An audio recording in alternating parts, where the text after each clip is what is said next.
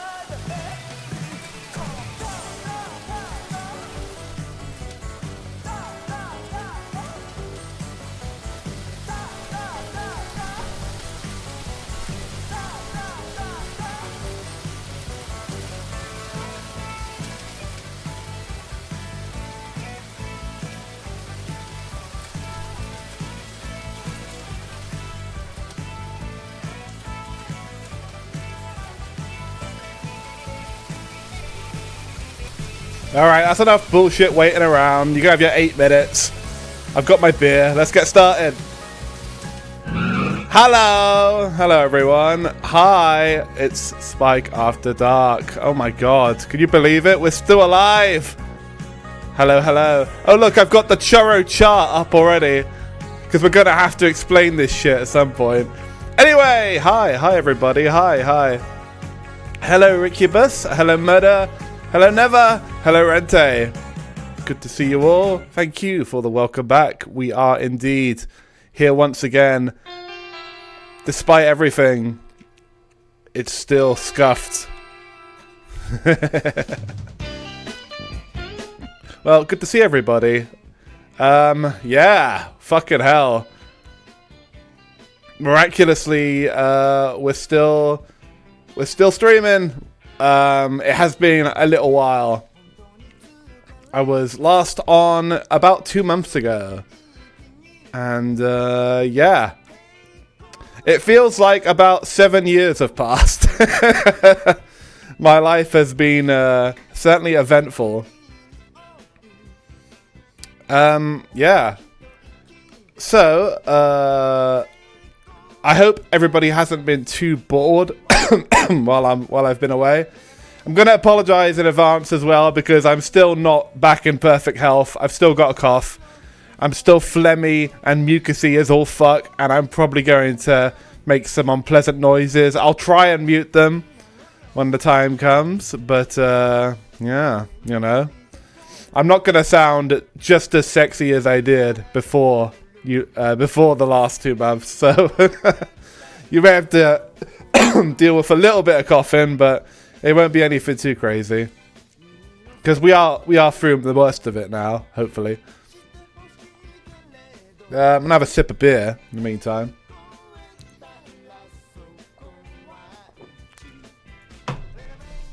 Okay, so a lot of you don't threaten me with a good time. Oh, I'm afraid so. Oh, you know what I'm really threatening you with, right?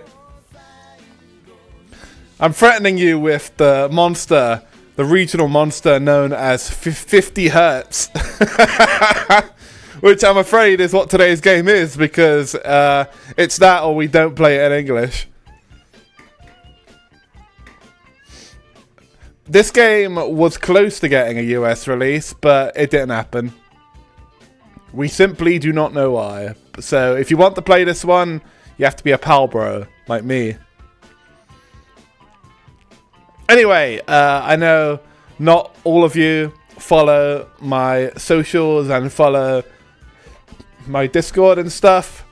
So, if you're wondering, Spike, where have you been? It's because I have been away because another member of my family dropped dead and I had to deal with it. And that has been a large part of my life for the past 5 years. It has been reoccurring.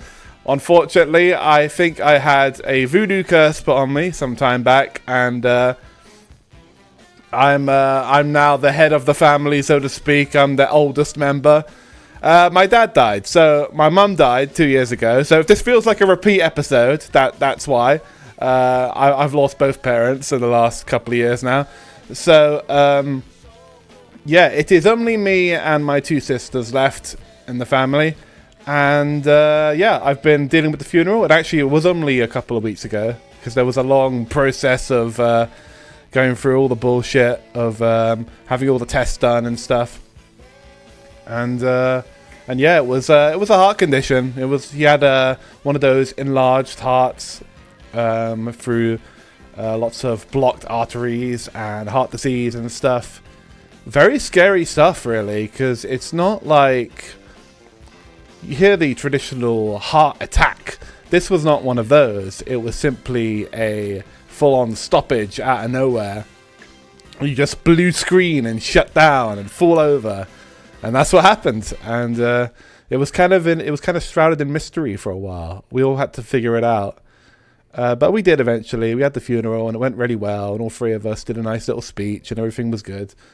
But yeah, I'm still at a very strange point in my life where we are trying to sort through all of the old family stuff, the old cars, the old house, the other old house.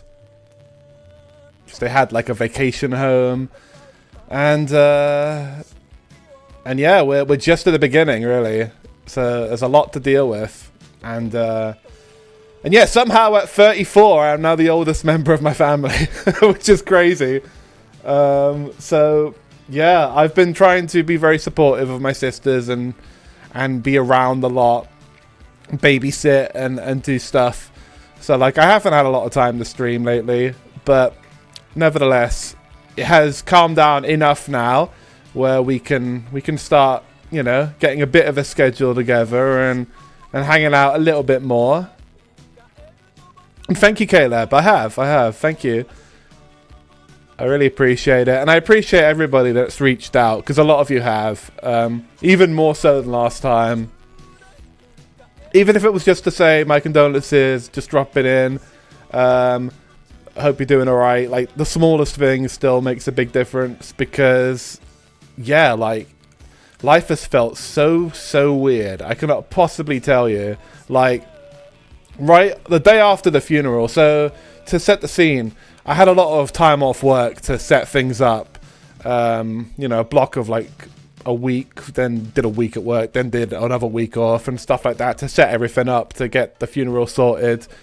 to meet with my family, meet with all the directors. And basically, like, I used up all the time off I possibly could. And I wound up, like, at work the next day, right after the funeral. And basically did a long stretch that only really just ended. And, yeah, now thankfully I have another week off and we can chill for a bit. But I still feel like mentally I haven't really come down from all the mayhem, you know? And likewise, like, I don't know. Everybody at work's been super nice about it. But, like, there's... how do I put this? There's a kind of rotting effect to being the guy that's never around, you know? And I felt the vibes at work shift a little bit. And yeah, there's like... I'm not really getting along with everyone, you know? Like, it's weird. I've been getting in more arguments and stuff this past week, and I don't really know why, but I think part of it is I'm just not really in the clique anymore. Maybe I was for like a brief period, like at the very start, but because of all this family shit that's been happening, I've basically missed like every birthday of every colleague I have, and I'm just never really around because I've always got shit going on. And I think things have kind of come to a head over the last week where I'm not getting good vibes from anyone, you know? And it's a shame because it's like, I don't know. I don't care massively because it's work, you know? Like, they're not, you know. Obviously, I have more real friends on the internet, but like, it's kind of sad, you know? But yeah, I thought the timing for getting back to streaming couldn't be better because... I don't know, being at work is starting to feel like a complete chore. It's just, I don't know. Anyway, you know, that's that. Basically, normies, fucking normies, and all the rest of it. It's the usual shit. I'd just be beating a dead horse by talking any more about it. But basically, I'm looking forward to playing my silly little kusage that I always play. And chatting with you guys and chilling out and not worrying about any of this shit. Ironically, like, work itself has been going fine in terms of like the technicalities of it.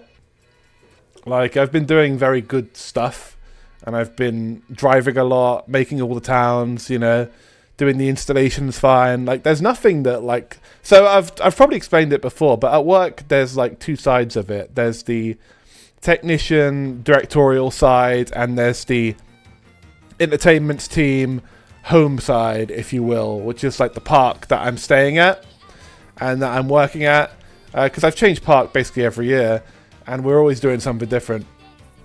And like, in terms of like the office, like, they're really happy with me, and I've been like busting my ass and doing a lot, and obviously like working around all the family stuff, so like they're happy with me. I'm in no danger of getting fired or anything, but like, I do feel like the home team here, I'm not really getting along with them very well, and I feel like part of that is just the circumstances of everything and just kind of being away so much and just kind of not really... Like, I've never had a hangout with them, for instance, which is the opposite of last year, where they were always dragging me to stuff. They were dragging me to barbecues or late night drinking sessions or whatever. This year, I've done nothing. I've done no social thing with anybody at work at all, and... there was like one that happened like when I was away, but most of it is just they're not doing it this year. Like, nobody's really hanging out. They're not really friends, you know. Like, it's a very weird dynamic. And yeah, and I'm the not friends of the most of them all, you know. Anyway, it's weird. But yeah, normies not even once, agreed. I really miss hanging with nerdy people. I have one buddy who lives like around London that I occasionally talk to on the phone, who's like a weeb like I am and a weirdo, and it's always so good to talk to him, and the very rare occasion that we're both not working at the same time, because like, I have nobody else in my real life that is even remotely nerdy or remotely geeky, weeby, anything. They're all the normiest of normie, ChatGPT brained fucking you know what I mean? And, you know, it's fine, you know, they're not like, they're not trouble or anything, but it's, I don't know, man. It grates on you after a while. You know the video of the construction workers spinning machines and they're covered in fucking muck and goop just flying everywhere? That's how I feel, yeah. Exactly, Jumbo. That's how I feel. You also sound understandably different. You've been giga stressed for years, so I'd say while knowing jack shit about your life to give yourself some, to come off all that adrenaline. Yeah, yeah. I think, well, part of me sounding different is I also got really sick, like, just before the funeral, which, you know, that is undoubtedly stress as well. But, like, I got a stomach bug and, like, a cold and stuff as well, but I think my immune system was probably absolutely beat to shit. And yeah, I spent, like, the day before the funeral just, like, so sick. I wasn't even sure if I was going to be able to, like... Well, I thought I'd be able to go, but I wanted to speak because I wrote something to say. I was still able to. It went okay. Like, adrenaline kicked in enough that I was able to push through it. But, yeah, I got really sick. And I would have streamed before, you know. Like, I felt mentally ready enough, but I wasn't physically ready, you know. Because my body just, like, it was in a really bad place. And I'm hoping to hopefully reverse that now. As you said, kind of get back into the swing of things, get off the adrenaline and kind of get back to normal. But as you said, Caleb, it's been a thing that's been going on for years because I felt like I just got back to normal. You know what I mean? Excuse me. Pardon me if I laugh too hard and start coughing. That's just kind of how it goes. But, yeah, obviously, because my mum died not even a full 2 years before this, like a year and a half, I feel like I just barely got down from that, you know, and got relatively back to normal. And then my dad went, and it's like, okay, well, here we go again. I do feel like, somebody's, like, some emo kid's MySpace creation, like a like a voodoo doll that exists to suffer. And that has been my life. Yes, my voice sounds rough because I am still ill and still pretty hoarse. But yeah, I've had enough of people giving me the GPT stare anytime I say anything, so we're gonna stream for a bit. We can all be weirdos together. Real men. That's right, Jumbo. I have seen that one. It's a classic. But yeah,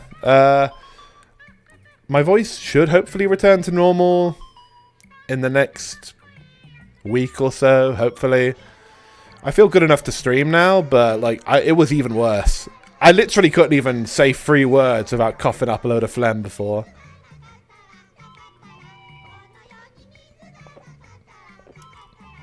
That does sound pretty keen, huh?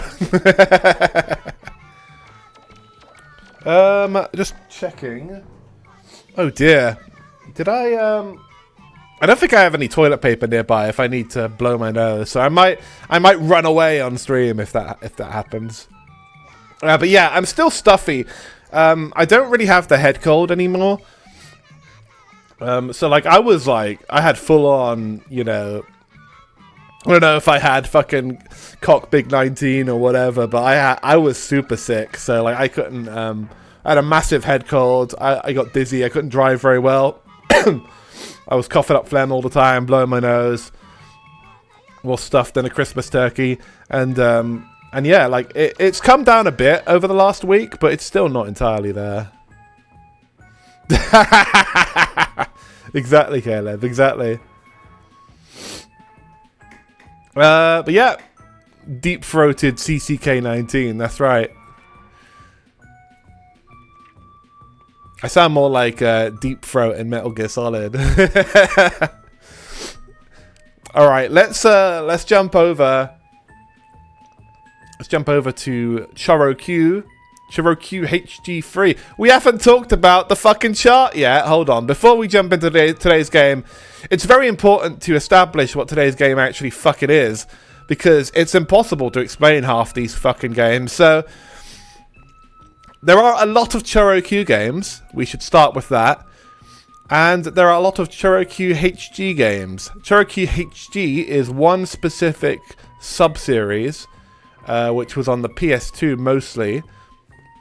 No, I think it was all on the PS2, but sometimes the games were ported to other things.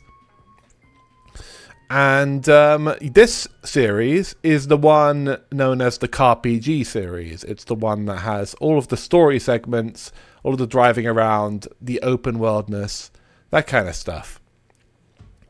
There are other ChoroQ games that are named basically the same, that are actually racing games, like traditional ones, and have no story elements. But we're not worrying about those right now. At least not really. So, the game that's called Gadget Racers that we're playing today is not to be confused with the other Gadget Racers on this chart and the other Gadget Racers on GameCube that's not on this chart, because both of those are completely different games. Gadget Racers on the GameCube is the arcade equivalent of this game, which is to say it doesn't have the story segments and it's only got tracks. But is in fact a completely different game, with I think completely different courses as well. And even has the exact same cover, but despite having the exact same cover, it is a completely different game. Gadget Racers on the PS2, which was called Penny Racers in Europe, to make things extra confusing.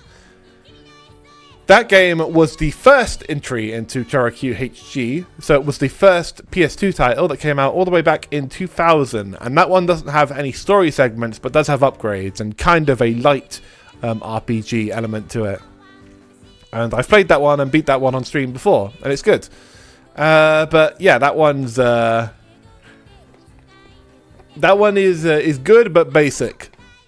Oh my god, the teammate system might be the worst invention ever. And to this day, I don't think anybody truly understands it. They claim they do, but they don't really. Did you play Twisted Metal Small Brawl? Yes!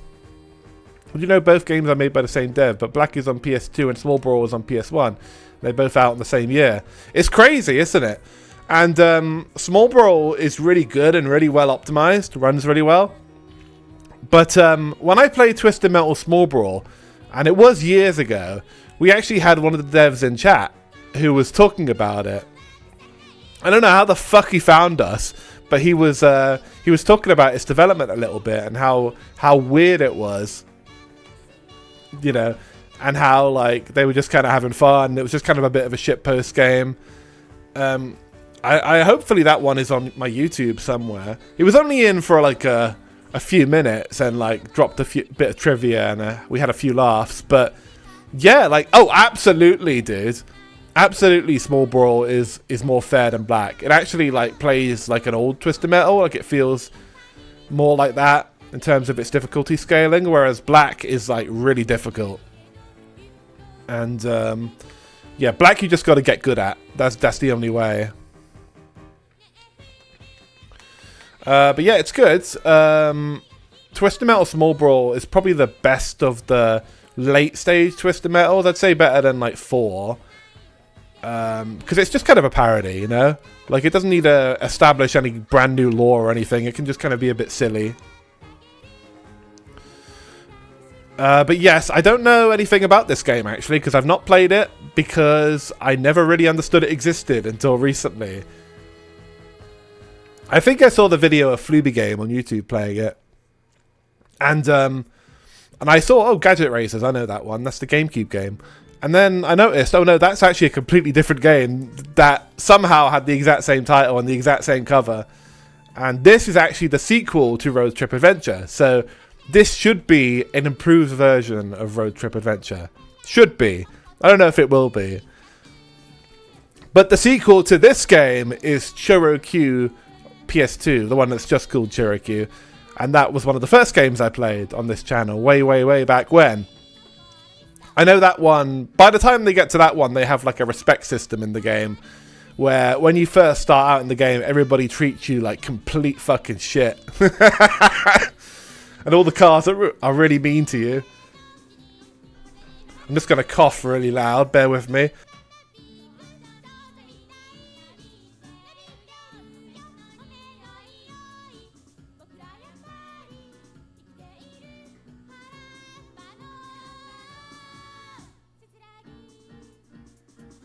I muted myself for the sake of not blowing out your ears. I think it's interesting how both games are basically a new dev reimagining all the characters, but Black is like a Season 7 venified version, and Small Brawl is like some Ed, Edd n Eddy version. Sweet Tooth screws over Calypso in the ending. Yeah, I mean, that's kind of Twisted Metal tradition at this point, yeah. It's really cool. I like both games a lot. I feel like it took the new team a while to get their new vision for the series established. Because Twisted Metal 3 and stuff felt very uneven. And all the... Like, they go through, like, a few different looks for the characters that don't really stick. Like, I know Sweet Tooth has a really weird look in 3 where he has, like, his pinstripe suit and all that. He's kind of like... all like traditional clown like, and they kind of get rid of a lot of the S&M elements, whereas they bring him back for Black, and they kind of eventually land on his, well, what is still his look to this day, really, in the TV show and stuff. So yeah, Twisted Metal Black is kind of like the last time they really had to evolve it. Twisted Metal PS3 just kind of keeps the same look and stuff. So it took them a while, but they eventually got there. The David Fincher movie. Oh, that 7. Like 7 Deadly Sin 7.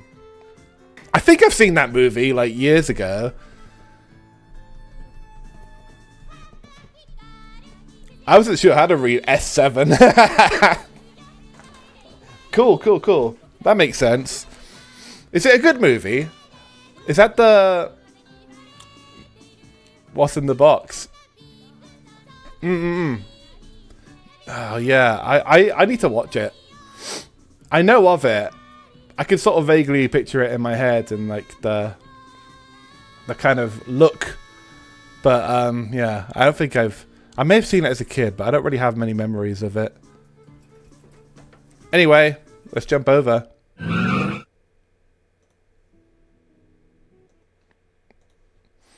Alright, it's been a while, so hopefully all my shit still works. We will find out momentarily. How do I get the sound to work? Bear with me. Okay, I think we're good. I'm playing this on my actual hardware, by the way. Once again, this is on the Spike Station 2. I don't know. This isn't my car, but they are very cute. I agree. This is just a demo car. I'm sure I can get a cute spoiler somewhere there.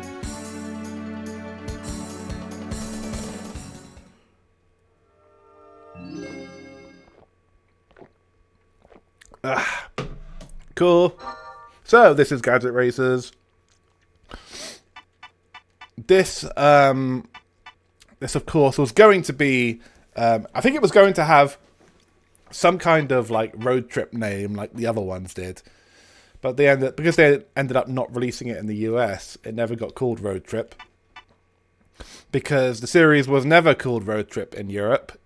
Road Trip Adventure was called Go Anywhere Adventure, and the first one was called Penny Racers. Obviously the last one was called ChoroQ, so it's yeah, Road Trip was the US branch, I guess. You heard of Cell Damage? I have heard of it, but I've only heard of it. I don't know much. Anyway, Go On Adventure is where we're going, because it's a new Q era, chat. We're never going to run out of these games to play until we do. Right.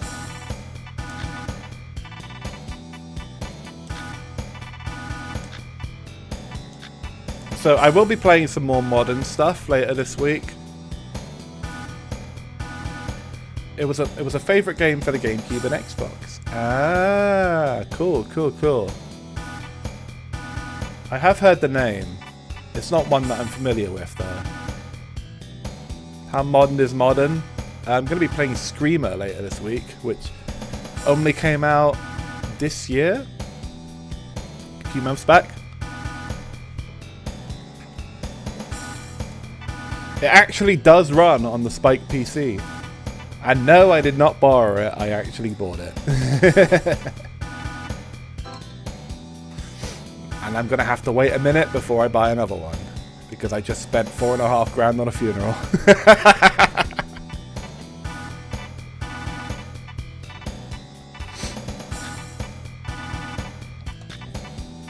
I thought I deserved the boys' treat, so I decided to actually buy it. It seems alright. It is expensive. Unfortunately, it's like got that AAA fucking price tag on it. But, it had enough good reviews and it looked fun. I played the demo as well. And, yeah, I thought, yeah, fuck it, I'll buy it. It does actually run on the Spike PC okay as well. I haven't tried it while streaming yet. I haven't tried it with my like model in the corner, so things might change, but it seems playable. PS2 version made some changes I didn't like. Added HP bars to people. OG for one hit with special weapons. Excuse me. All modern ports use the PS2 version. I hate it when that happens. Fuck. When modern ports only base it off the worst version. Oh, favorite food. Okay, so we got Dosh as the cash. Now we need to pick a favorite food. What's something quintessentially British I can put down? Let me see. How many letters do I have to work with here?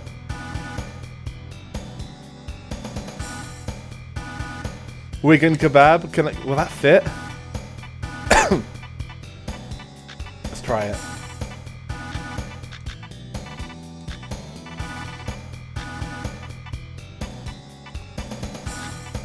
Nope.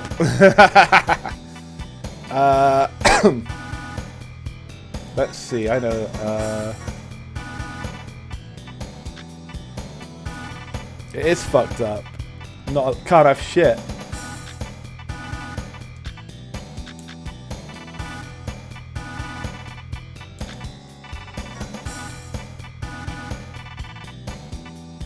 Toast sandwich won't fit. Hold on. Ah, dude, I don't think Greg's donut will fit either. No, it won't. There must be something worth a damn in this country that I can put down.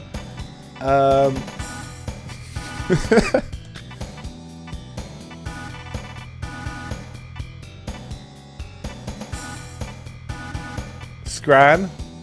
It would fit without the space, but that's not good enough because they've got to say it out loud, you know. It's got to be used in the RPG setting. Scran's too vague. Let me see. No.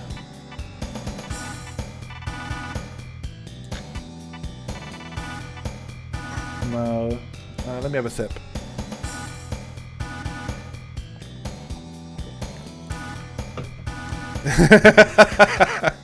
True, yeah.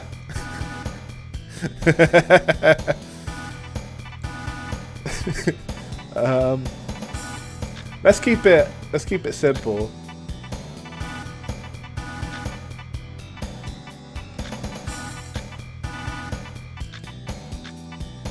Yeah, you have to have both G's. Sausage roll. Yeah, it's gonna have to be sausage roll because we can't fit in the whole thing. That's fine, whatever, that works.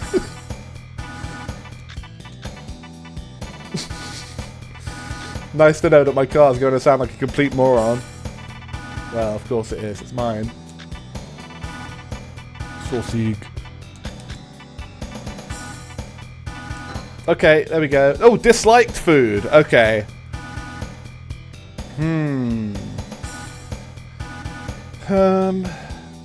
For me, it would be like very cheese-heavy dishes. Like cauliflower cheese are probably the fucking worst thing I can imagine eating. What's gonna fit? I'm not just gonna put British food.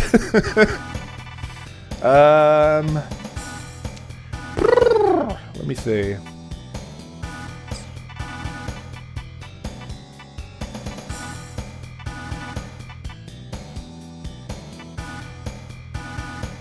Mm.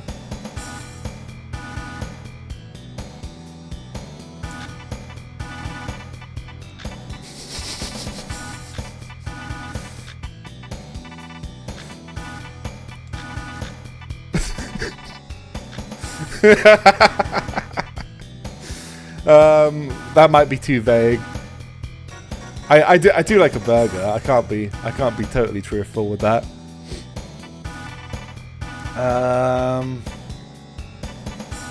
Corn syrup. Ooh. How about like kidneys? Liver and onion. That's a good one. British poverty core. We can use the ampersand and there we go.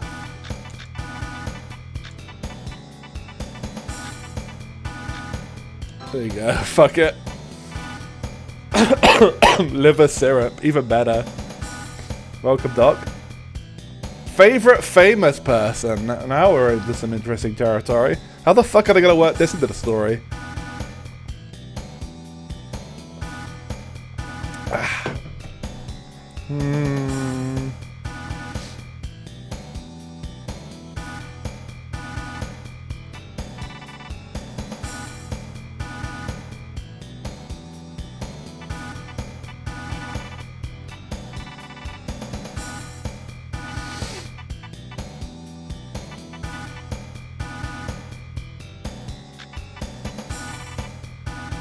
Rick Astley. I was gonna put you, but actually, Rick Astley will do.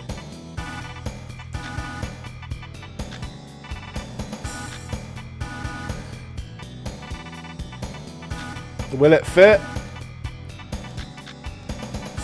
No, it won't.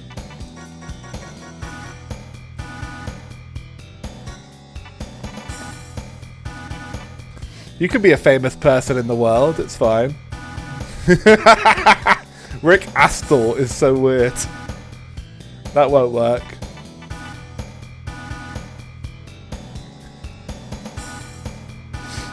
Let's do...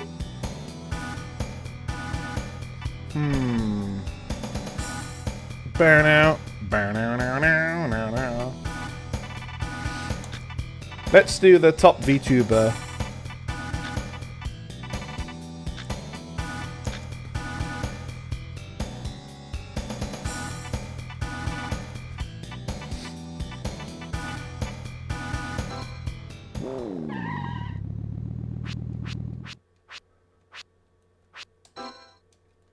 This game, of course, is set like about 5 years ago.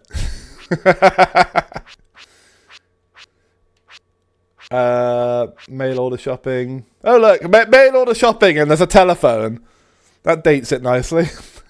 When did this come out? Like 02, 03? So like QVC and stuff was still a going concern. Excuse me. You still have not received the mail order catalogue. Okay, we'll get to that. Do a save.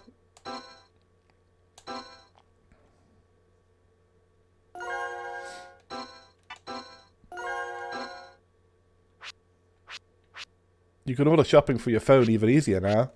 That's true, yeah. Not that phone, though, specifically. Welcome back from your shower, Rente. Smell better. Good work. This is an RPG, it's true.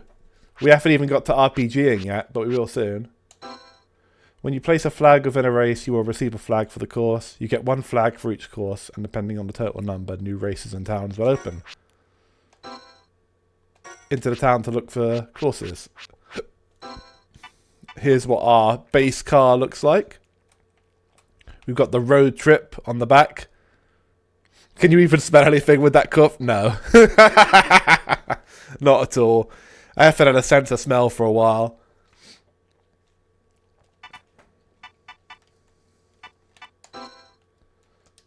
I like the UI in this game. It's quite stylish. but also very like early 2000s. It looks like a Winamp skin I probably had.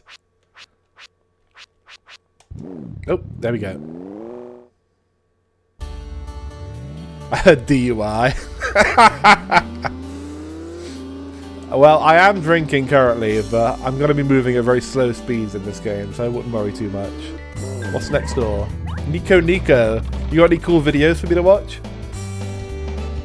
Hello, welcome to our store. There are lots of games that you can play with rental parts. I'm smiling, you're smiling. I wish you tons of fun during your visit. Speedboat is a game where you race around the watercourse using the ship bottom. It's only a lap, so it should be easy. 300 dosh, please. I don't have 300 dosh. No. So we've got Speedboat, Balloon Hover, The Fisher, Jungle Heli, Let's Side Jet. I'm not interested. Alright.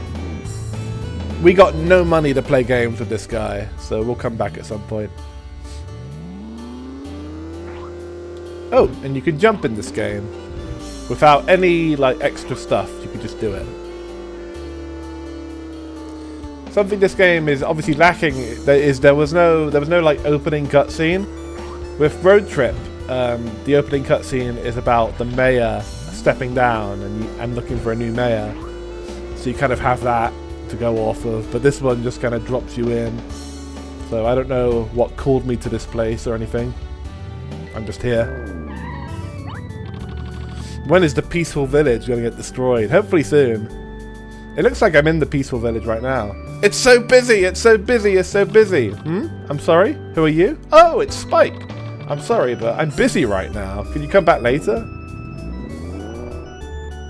Burning pile of tires, yeah. Oh my god, that's like horrible in this game. That's really sending a message.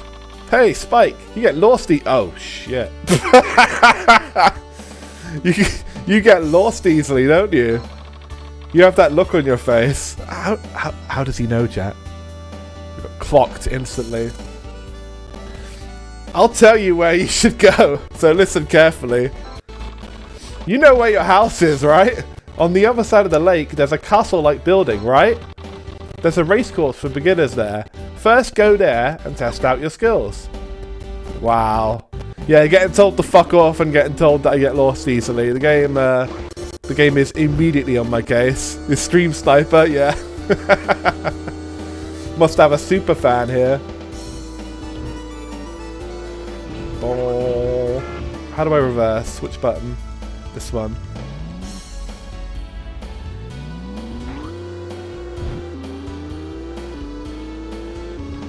Hello. Oh, missed him.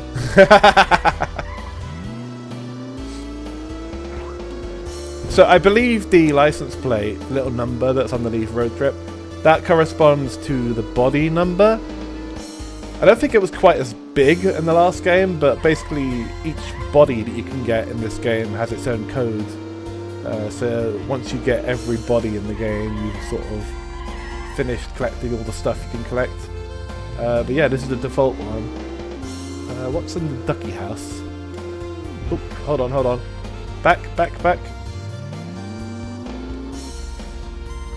I remember when I beat Road Trip, I had the duck skin, so maybe this is my past self. Huh?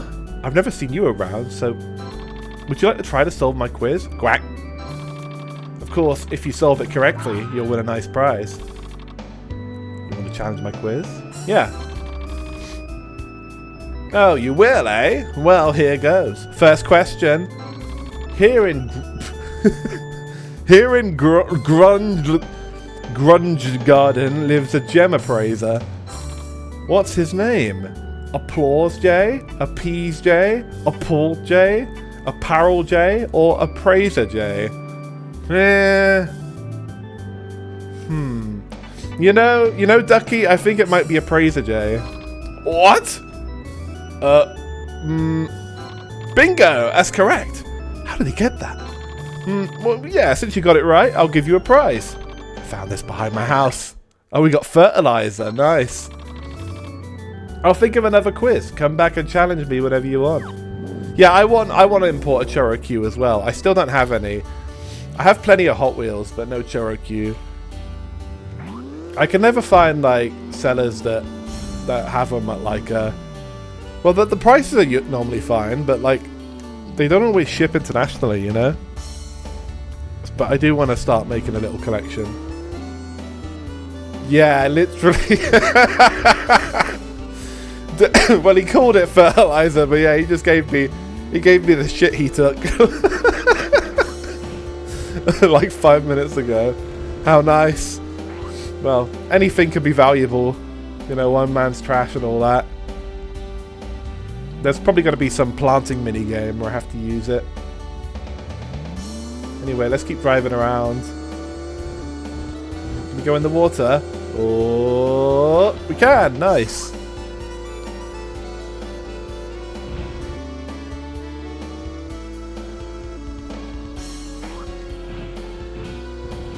Oh dear.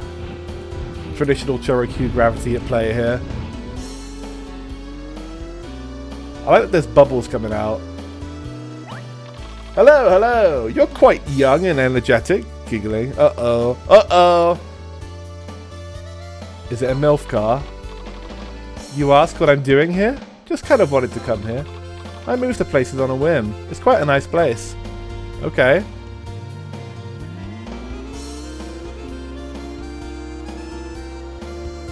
There's a little prison there or something. There's a shiny over there. It's like an engagement ring or something.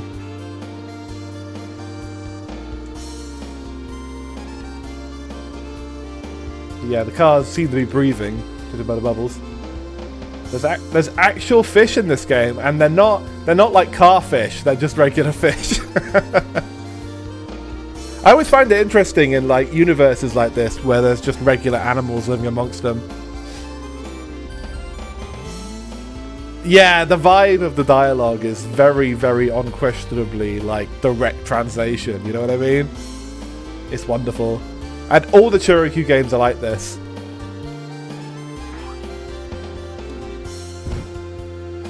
The closest thing I can think is if you go looking for porn games and you find like the worst machine translation of one you can. It'll read very similar to this.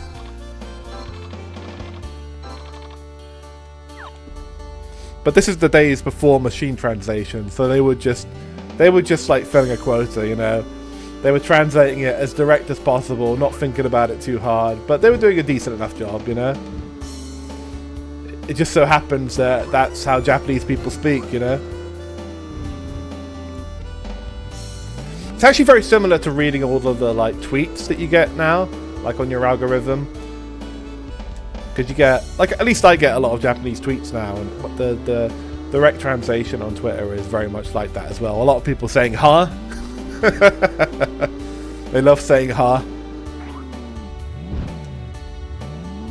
And a lot of, like, hypothetical questions, like, oh, I guess it's like this, huh? It all gets very samey after a while, but that's just kind of how it is, just naturalistic speaking. They are never. We've all played some of them, I'm sure. Hello! I played a keyboard. My mum just bought me one. I've been practicing so much. Won't you listen?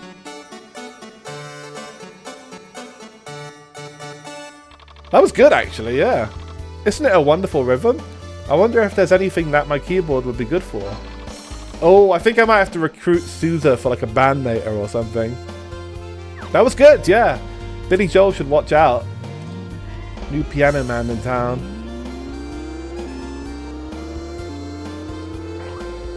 Yeah, the craziest thing is when you play like a machine translated porno game, like an RPG Maker game, and then it actually gets like an official translation down the line, and you play that and you're like, damn.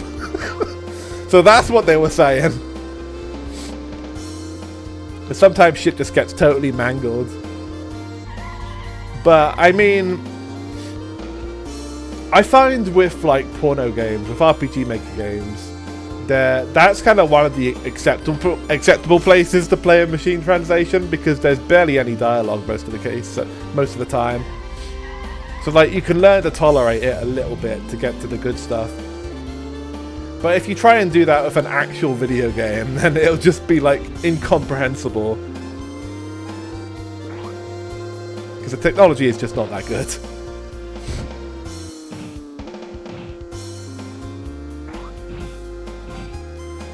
Oh my goodness, what am I doing with myself?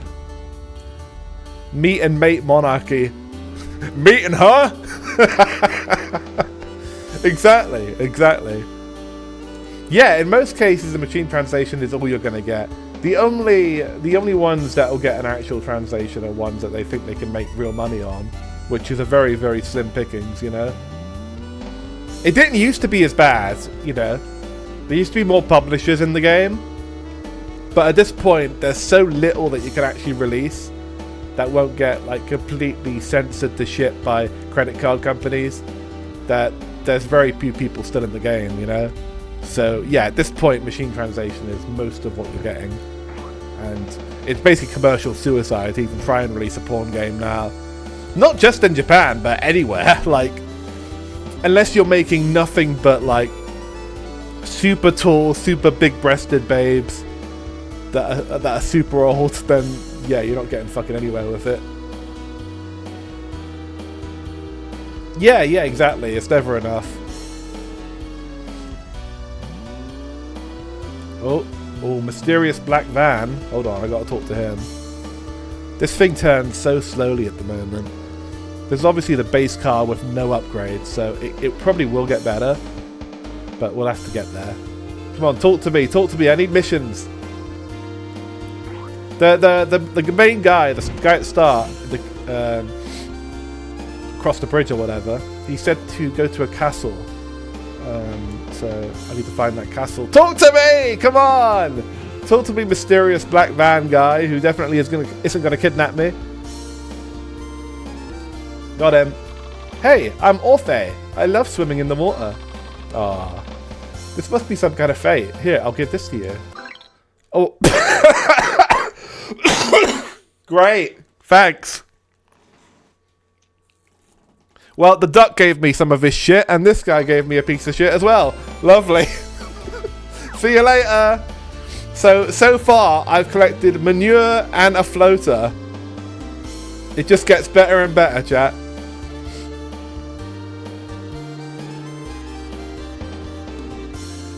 Well, now that I have all of the quest items, let's go and see if we can do an actual race.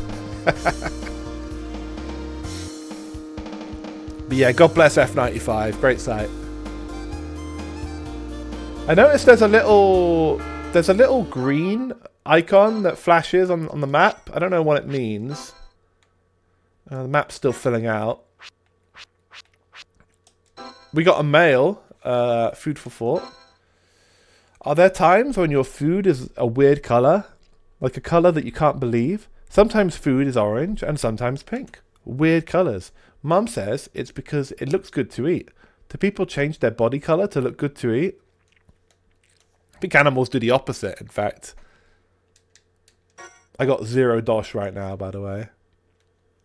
That's from Booby. Thanks, Booby. I remember Road Trip Adventure got so crazy near the end because I had so many fangirls that were filling up my emails constantly. Grok ass translation. Dude, this is pre-Grok. This is pre-Google Translate. I don't know what tech they were using, but yeah, it had to be cutting edge. Someone sent me a hentai once as a meme, and now I'm trying to find it. Dude, I did that to a friend of mine when I was like 13, 14, and he was horrified.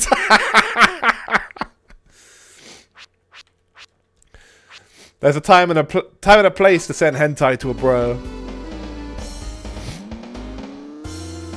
We still stayed friends though, so it's fine. But he wasn't as weeby as me, so he didn't really get it. It was pre-Boku no Pico. I think it was that fucking Sailor Moon one. It was that Sailor Moon Dragon Ball one, Sailor and the 7 Balls. It's a fucking classic though. You should watch it if you haven't seen it. This is like proper boomer humor. This is like before even Boku no Pico.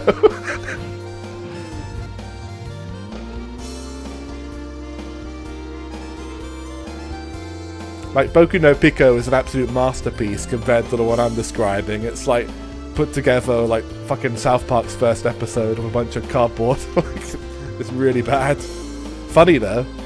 There's like I think the bit excuse me. I got my coof. I think the bit I sent him was there's like a scene of a guy like jizzing on a bunch of TV screens with like a dick the size of like a person, and it's really, well, I thought it was really funny at the time. And yeah, the voice acting for it is really bad as well.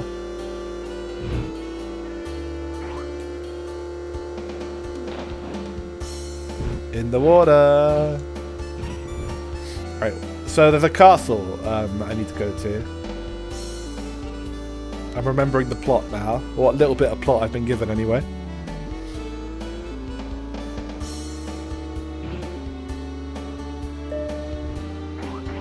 I think that little beat might be like a warning that I'm about to run out of breath. Does that mean I got more mail, the thing flashing? Yes, I did! From the live house. From Hustle. It's been a while, hasn't it? I'm in Noise City watching the concert today. Won't you come with me next time? Let's have some fun. Well, talk to you later. Thanks, Hustle. This game's interesting, because I've kind of started with, like, something already ongoing. Like, I've got a bunch of friends already. That's the complete opposite of most of these games, where you start off as, like, a complete weirdo that nobody wants to talk to. Maybe this is, like, a very direct sequel to the last game. Okay, I think that's the castle over there. Let's go see. Of course, with all of these ChoroQ games, they get much easier to play. Oh, hello. Straight from Sega Rally, it's Mean. Oh, hi. I'm Mean. What am I sighing about? My heart is broken. I'm broken-hearted. You seem bored. Let me tell you what happened. Alright, come on, because I do want some plot progression. You can tell me about it. I used to live on the southern island with my boyfriend. Boyfriend? I was so happy then. I thought that the happiness would last forever, but he all of a sudden said, I want to become a sumo wrestler, and started practicing all the time. And since then, every day was horrible. Oh man. R.I.P. That's pretty badass. That guy is pretty based. Ask for his wonton recipe, right? I might be able to, if I speak to her again, I might be able to get it. Door to Lakeside Castle S course. Door to this course has been opened. Now it is possible to go straight to the course from the garage. Would you like to race now? Yes! Let's go. Ooh, cool little transition. Right, finally we're racing, and my god, I am so slow. We can win anyway, though. We can win anyway. I'm good at these games.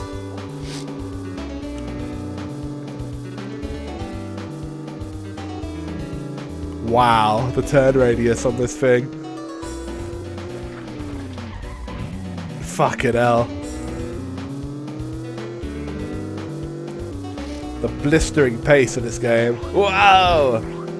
Nice. It does generally get faster, like when you've got more upgrades and stuff, and it gets a lot more interesting to play, but this kind of like starting off period is always a bit slow with the Choro games. Oh no! Couldn't make it. Might have jumped a bit late.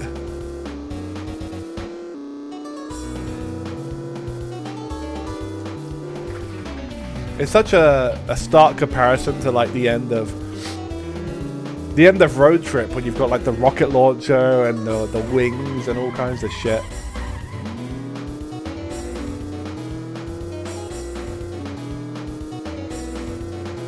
Hey, top 10, top 10.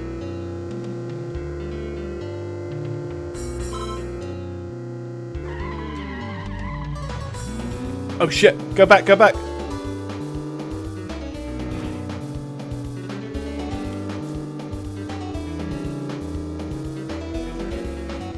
Probably Gerudo Valley vibes from this track. Go! Right, we did it that time. Oh, it's not handling the drift very well. Worth a try though. Alright, top 8, top 8. Right, jump nice and early this time. Go! Can't make it. Those guys can make it. What the hell? What's the tech there, I wonder? Maybe I have to hold the button for longer? Yeah, maybe.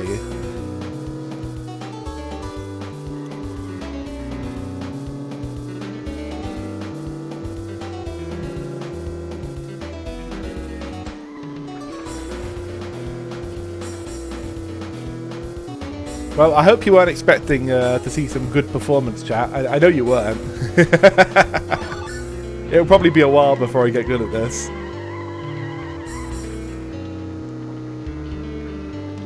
I want to play the new Forza as well sometime soon, but I think I'm probably going to have to beat Screamer first because, well, that game takes about 20 gig or so, maybe 28. Forza takes like 137 or some shit, so like I'm gonna have to free up basically my entire fucking hard drive to even play that shit. Uninstall every game, every program. Damn it! I don't think it's possible. Might have to drive around it. But yeah, I really want to get owned by Bowie Knife 99, you know? My life's not complete until that happens. 155, wow. And of course the thing with that, because it's a modern game, you can't play it from an external, so that shit has to be your main hard drive.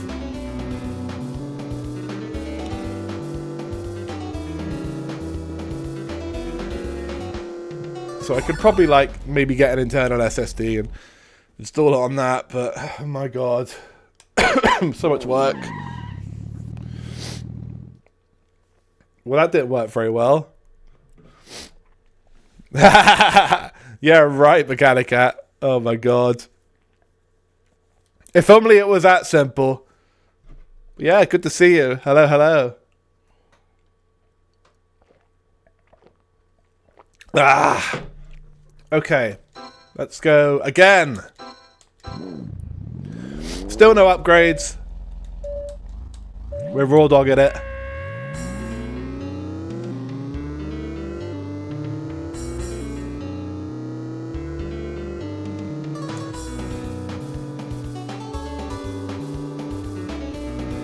I'm okay, thank you. Still a little bit sick, but I'm stuffy, but I'm almost okay. As long as I cough now and again, I'm fine. Right, here we go, here we go.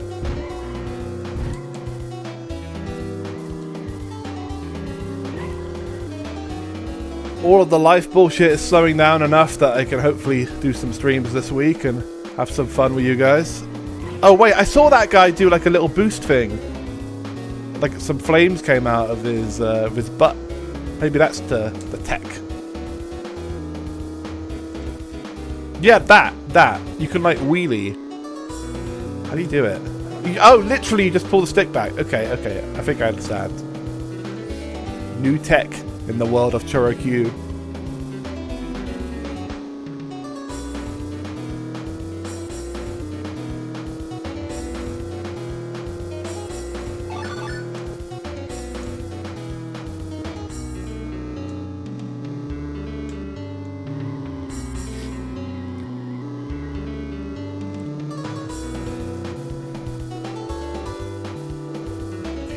Here we go. Let's do it right.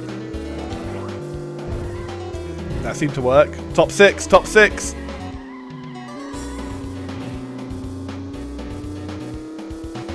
I know, it's so unbelievably big. Screamer already pushed me to my limits, you know? I had to delete a lot of shit just to even fit that on my regular SSD, so, you know.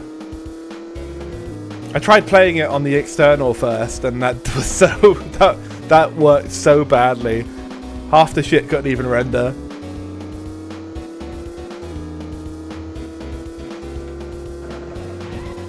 Nice. Alright, top 5, top 5.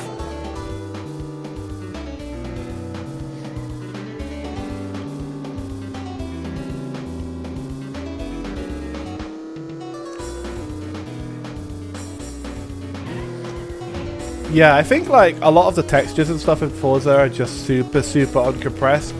I think like the skyline alone is just a ridiculous size.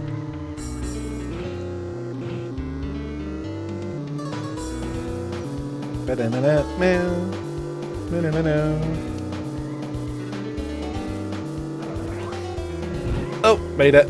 Just barely. 20 gig for the skyboxes. That's what I mean. Like, for what possible purpose?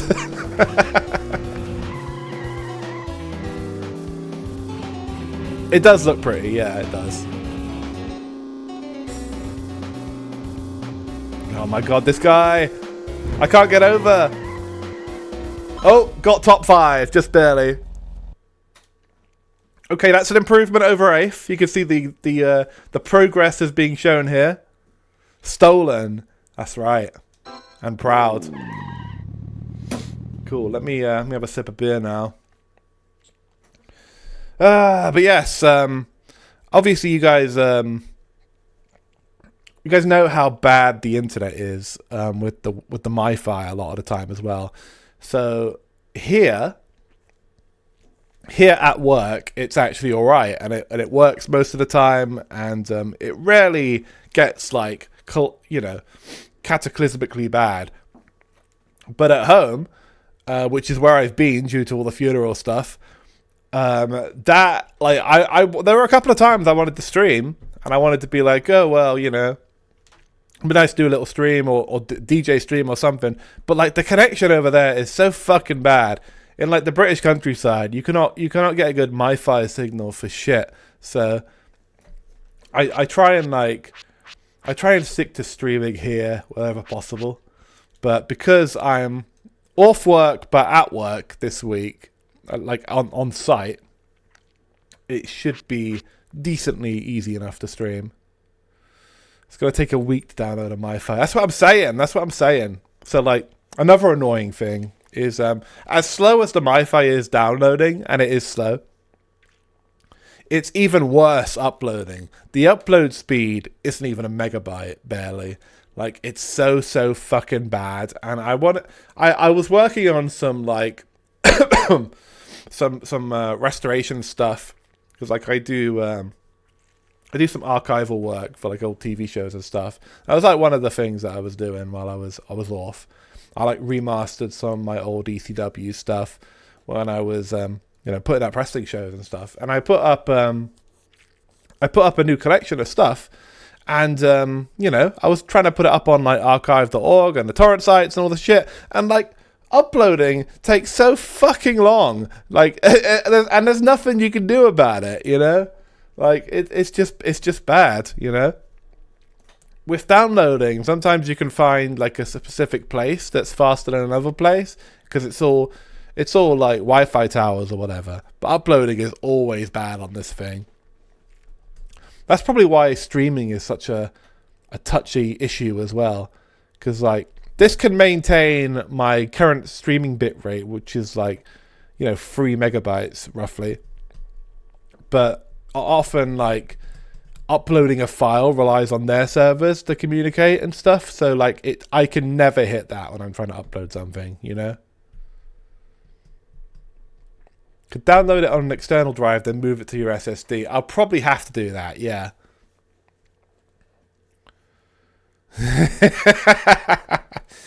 Do you think if I used the McDonald's Wi-Fi for that, they'd just kill me on the spot?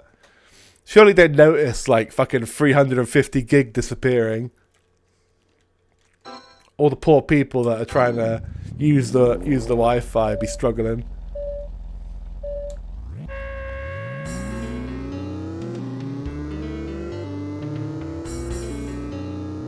But yeah, I'll get it soon.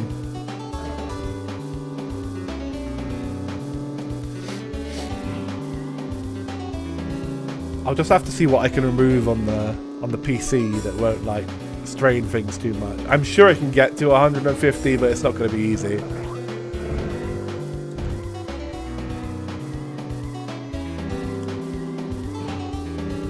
I don't even think my system's hard drive is that big.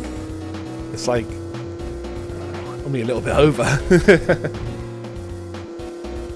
Doing a Starfucks. Fuck them students. And Amphros. Arthros? Is that like a Sonic character? What's an Arthro? Like anthropomorphic? Oh, art hose. Oh, I thought it was like anthropomorphic. Well, like furries? Furries be using the Starfucks Wi-Fi? Of course they do, actually.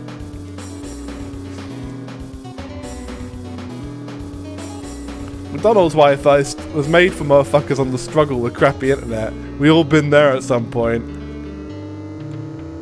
Yeah, but dude, they found Luigi because he was using the McDonald's Wi-Fi. I'm a VTuber in the UK. That's basically the same thing, you know? Hey, hello goggles, welcome, welcome. Hold on, what's 58 plus 9? Is it 61? 67. Oh, it is, isn't it? It is 67. Nice. Was 6-7 even a thing last time I streamed? I think it was just about. Don't Luigi some CEO or do it after you download Forza. Okay, I'll remember that. I don't know, there's a lot of CEOs out there, Never.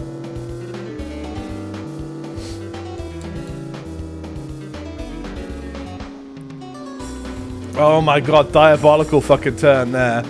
That cost me my second. Come on, ground pound, ground pound. Right, it's the final lap. We're okay. My performances are getting better.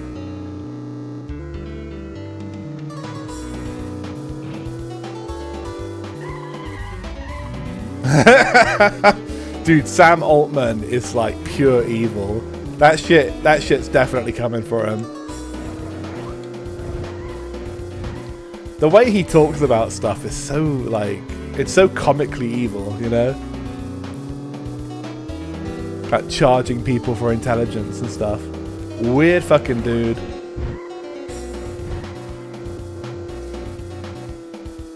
But yeah, it's frustrating how many normies use ChatGPT and stuff now. I've definitely talked about this on stream, but I've never used that shit in my life, and outright try and avoid using any of it because it's all shit, but a lot of people just don't think twice, you know? They assume it's all correct, you know? God, third. A spike wrap? That would be good. Someone should make a spike wrap. Make it as scuffed as possible though, please. Oh, third's actually a qualifier, so I get a nice little replay. Look at the fucking speed, my god. I desperately need some like new brakes or something.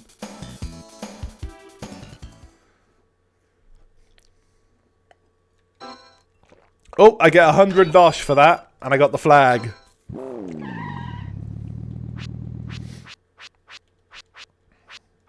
Now what? What did it say I have to do with flags? There was something like... there's something at the start. You have to like use them to mark new areas or something, I think. I should figure out how to use that program that can import PNGs into the game. Yeah. It seems like you can use the wraps online as well. I've seen a couple of VTubers see themselves, so it must be possible.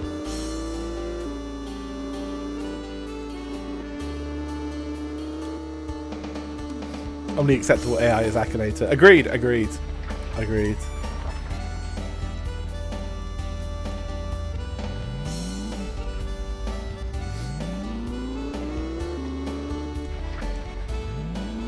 Akinator and Jenny from My Life as a Teenage Robot will be spared in the Great Cog War. when we have to eliminate all of them.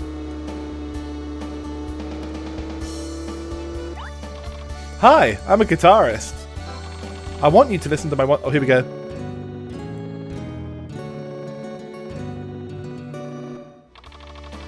It was alright. I'd have liked it better if you played Wonderwall, but that's fine. If you ever want to listen again, come back, okay? Not bad, not bad. We obviously need to put the band together at some point. Does Burke have hands? That is a good question, Cannibal. I do not know how he played that. I'm guessing it's under his tummy somewhere. I never understood the appeal of Jenny. Well, I actually watched a video on this the other day. I watched a video called American Moe that was talking about characters that have Moe appeal that are not from anime, and she was one of the examples. And I think that basically sums it up. She is, like myself, just built to suffer. All she does through her series is get made fun of and bullied, and she stays kind of optimistic and you know, has a kind of sweetness about her. She's kind of like Butters from South Park, who was another example. So like, yeah, that's kind of her thing. She's cute, obviously, and like, but most of it is just the personality. Oh yeah. He's got the forklift forks. I mean, Cars managed to figure it out, so I'm sure that there's a in-universe explanation. I can link that video. Yeah, it was good. It was good. Meatwad from Aqua Teen Hunger Force was another example. I thought they were pretty well picked. Oh, here we go. The keyboardist. I saw you earlier. Okay, so we found the guitarist and the keyboardist. We probably need, like, a drummer.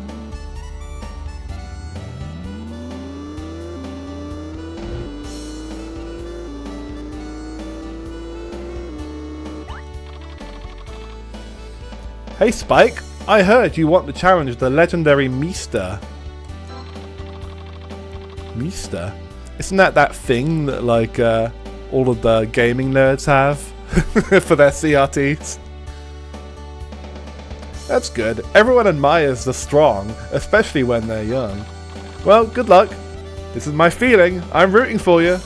Oh yeah, I'll teach you something about racing. Shifting your weight. By choosing to do it or not, there is a big difference. Make sure you master it.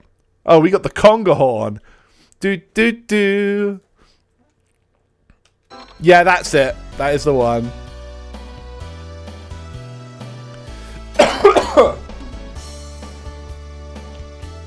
Well worth a watch, that one.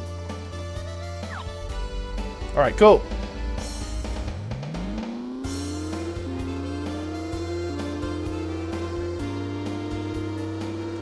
Yeah, it's interesting to, you know, look at American characters through the lens of, like, anime archetypes. Because I think, you know, I guess everything uses archetypes in some fashion, you know?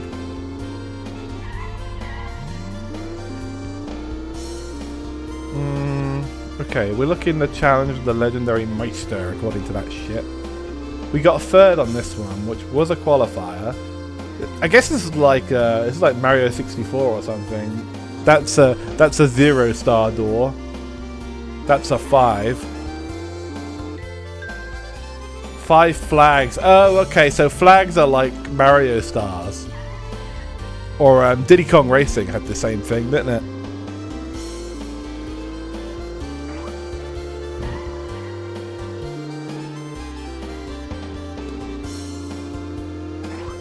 So this is like somewhere, rather than like a card JRPG, this is a little bit like card Banjo-Kazooie or something. Oh, it's the keyboard again.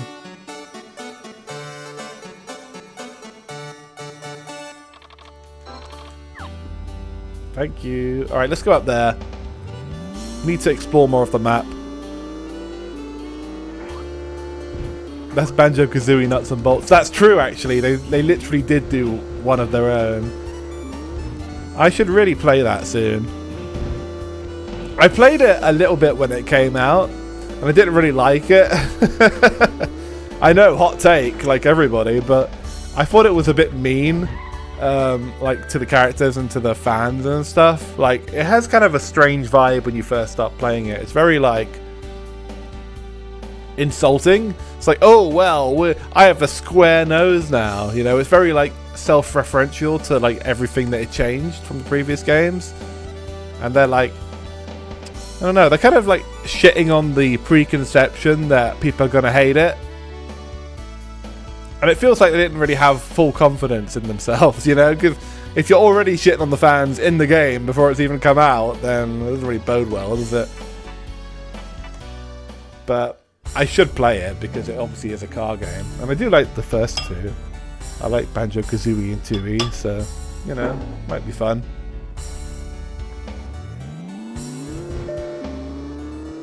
Ugh.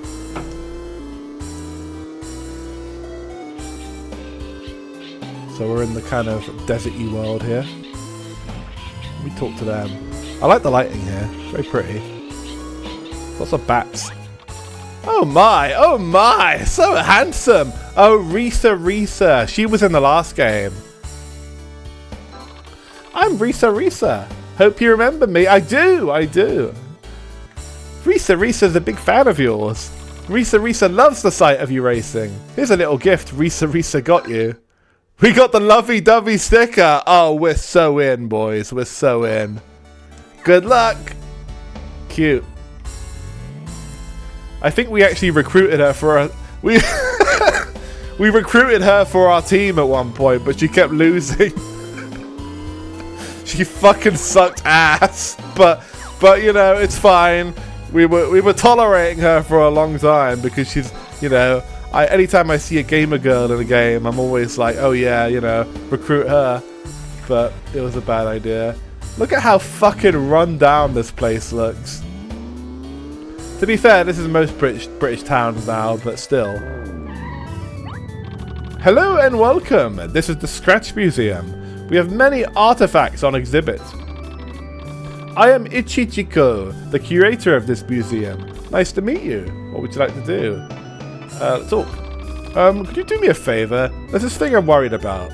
Well, you see, I have this very dependent little brother. I guess it bothered him, so all of a sudden, he told me that he was going to live without my help. And so he left. I really didn't mind spoiling him, but I have to listen to what he wants to do. I'm so worried. I can't even take a nap. I wonder where he is right now. I bet he's starving somewhere, so I have a favour to ask of you. If it's quite possible, can I give my little brother a right... What? That's not where I thought that was going. I thought he was going to ask me to find his little brother. Did this get mistranslated? Can I give my little brother a rice ball? Well, no, you can't because he's fucking lost. Would you like me to find him first so you can give him a rice ball? This was definitely meant to be something else, I think. Nothing beats a jelly donut. Grok translated this shit. Grok 0.1 translated this shit. Oh, thank you so much. Here's the rice ball. I made it myself. Okay. What he meant to say there was, can you give my little brother a rice ball if you find him? But that made no fucking sense. Thank you so much. And please, don't let him know it's from me. He's becoming so independent. I shouldn't keep looking after him. It's funny because that actually does happen in like RPG Maker and porn games, where it confuses the tenses of like the I versus you. It gets that wrong all the time. So it actually is very much like Grok. But I don't know what kind of machine translation even existed, like back in 2002. But something must have, because that is a classic mistake.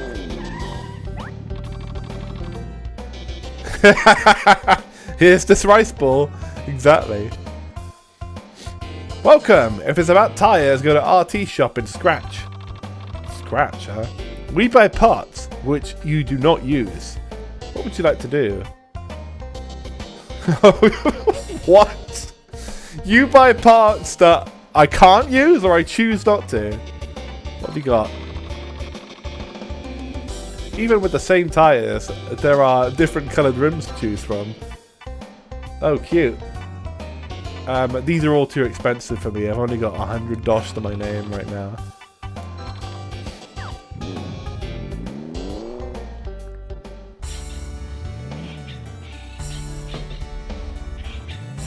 Let me check the fan mail. Things you like from Giorgio. I think I remember Giorgio. Ducks or frogs or just anything that you like to collect. When you collect them and finish your collection, it always makes you feel good. So true. I mean, this is just like reading Japanese Twitter, to be fair. This is like the shit they tweet out like fucking 20 times a day.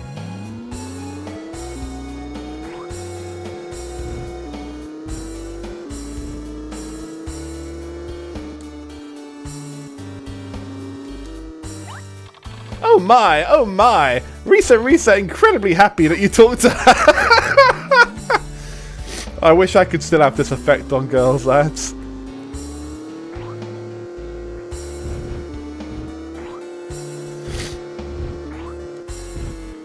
Alright, we've got a couple of huts up here. Shall we check them out? Oh shit! Nice jump. We're okay. Nailed it.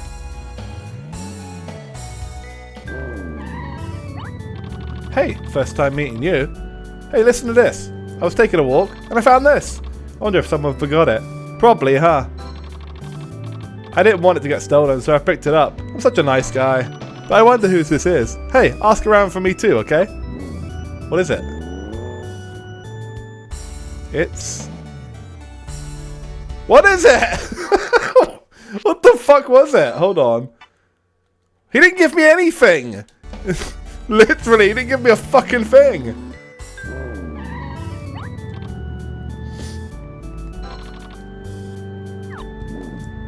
Okay, I will ask around to see if somebody lost something, even though you didn't even fucking tell me what it was. I guess I'll just ask around. Hey, did you lose something recently? That'll work. They won't think I'm insane. Hello, I'm Layla. I'm very happy, but I've been bored lately. Anything fun going on?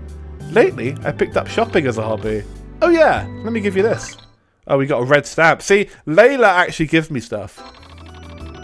I bought too much, and now I have two of the same item. I don't need it, so I'll give it to you. Thanks. Might need that if we need to send a letter at some point. And this is 2002. That is not outlawed yet. People still do it. Email is still taken off. We got emails too, though. Hello, nice to meet you. Are you here on vacation? Oh, I see. You're a racer. There's a lot of interesting races here too. It might be hard finding the gate to the race, but good luck. Oh, okay, cool. So, the gate for the races is somewhere obscure, according to Eleanor.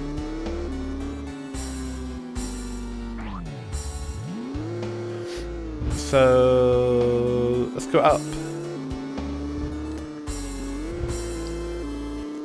Let's go up and keep driving. We stopped at the shops before. We need to find the little brother as well, who's hanging out with miscreants, I assume.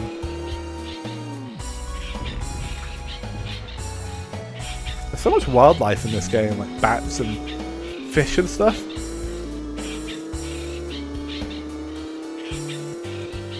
It must be one of the things they thought Road Trip Adventure really needed. Like, oh yeah, let's add some generic bats to the game. Hold on, I want to talk to you. Slow down. You might be the little brother.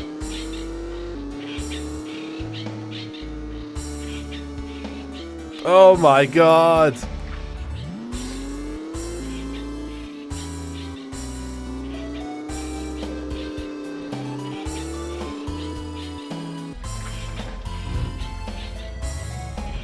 Dude, this is not going well.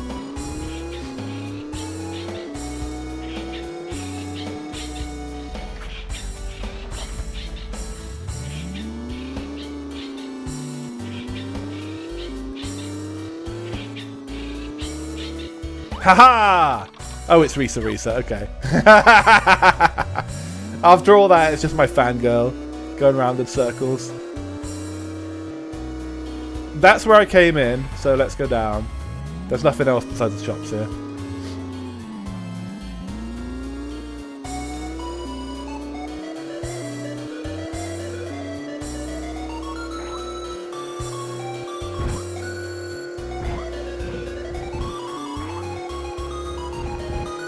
I don't know how long it's going to be before I ever have a fangirl in real life ever again. I feel like with all the darkness in my life lately, it's not looking terribly promising. I don't feel like I can really switch on any kind of charm anymore, you know? I want to say I'm like chronically depressed, but I do feel like the light in my eyes has gone a little bit, and I don't know if it's like... If I'm capable of like doing anything in terms of like talking to people regularly again. So I feel like it's gotten worse, you know. It's probably going to keep getting worse as long as my life keeps falling to shit. You are old. I am like significantly older than like everybody else at work, you know. I'm not old though. Like you're not that much younger than me, Aldous.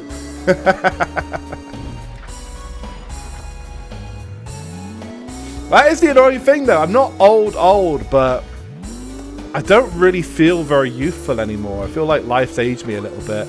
Uncle Axter is. Yeah. Well, I think we both lack the Riz on us, just in different ways. Yahoo! I haven't seen you around before.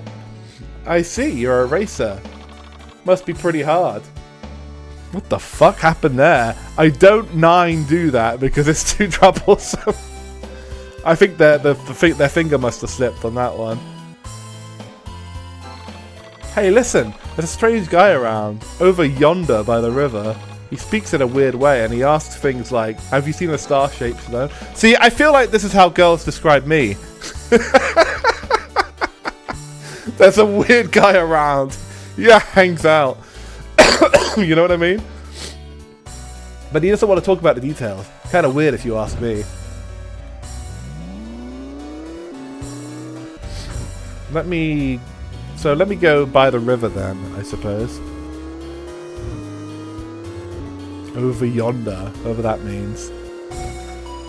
I should know what that means. I think it's just like over here, right?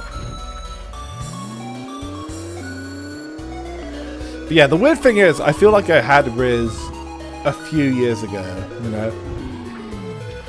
But, yeah, as Caleb said earlier, life had kind of like been putting me through the ringer for a bit, and I feel like I've lost a lot of social points, you know, to use a video game term. Like, I'm bad with eye contact now, whereas that's something that I thought I figured out years ago. Like, I am like a fucking, you know, I am an autist, but I had kind of gotten pretty good at masking it for a while, and I was able to, like, you know, blend in pretty well and be a bit more of a normie. But I feel like that's deteriorated to fucking zero now, you know. Yeah, far away. I see. You got to stare people down until they look away. Yeah, I used to be really good at that shit. I used to not give a fuck about it. You know, I just learned how to do it. Oh, bass player. Hold on. I didn't get to hear you. Let me do that again. I need to hear if he's actually good or if he's just looking to score. Hold on, come back. No, let me hear you. Yeah, I had to... Oh, look at that. I spoke to him in midair. But yeah, I had the same thought when I was at the funeral and I was talking to people and I wasn't really able to hold my eye contact very well. And I wasn't really able to come up with much to say either when people were like, oh, you know, oh, I'm so sorry that this has happened to you and stuff. It's like, yeah, you know, it sucks. You know, what else is there to say? Like, thanks for coming. Really, really good to see you, you know, but like, yeah, I've kind of run out of things to say in life, if that makes any sense. Not just in that context, but like fucking everywhere, you know. Hello, Panic. Welcome. It is Gadget Racers. It's important to establish this is the second PS2 Gadget Racers and not the first one, of course. This is the one that was ChoroQ-HG3, which is a car PG where we have to go and talk to all the cars. I really love this series, though. I've played just about all of them. This is one of the few I haven't played. Anyway, let's listen to the bass player. It was alright. It was giving me like Seven Nation Army vibes.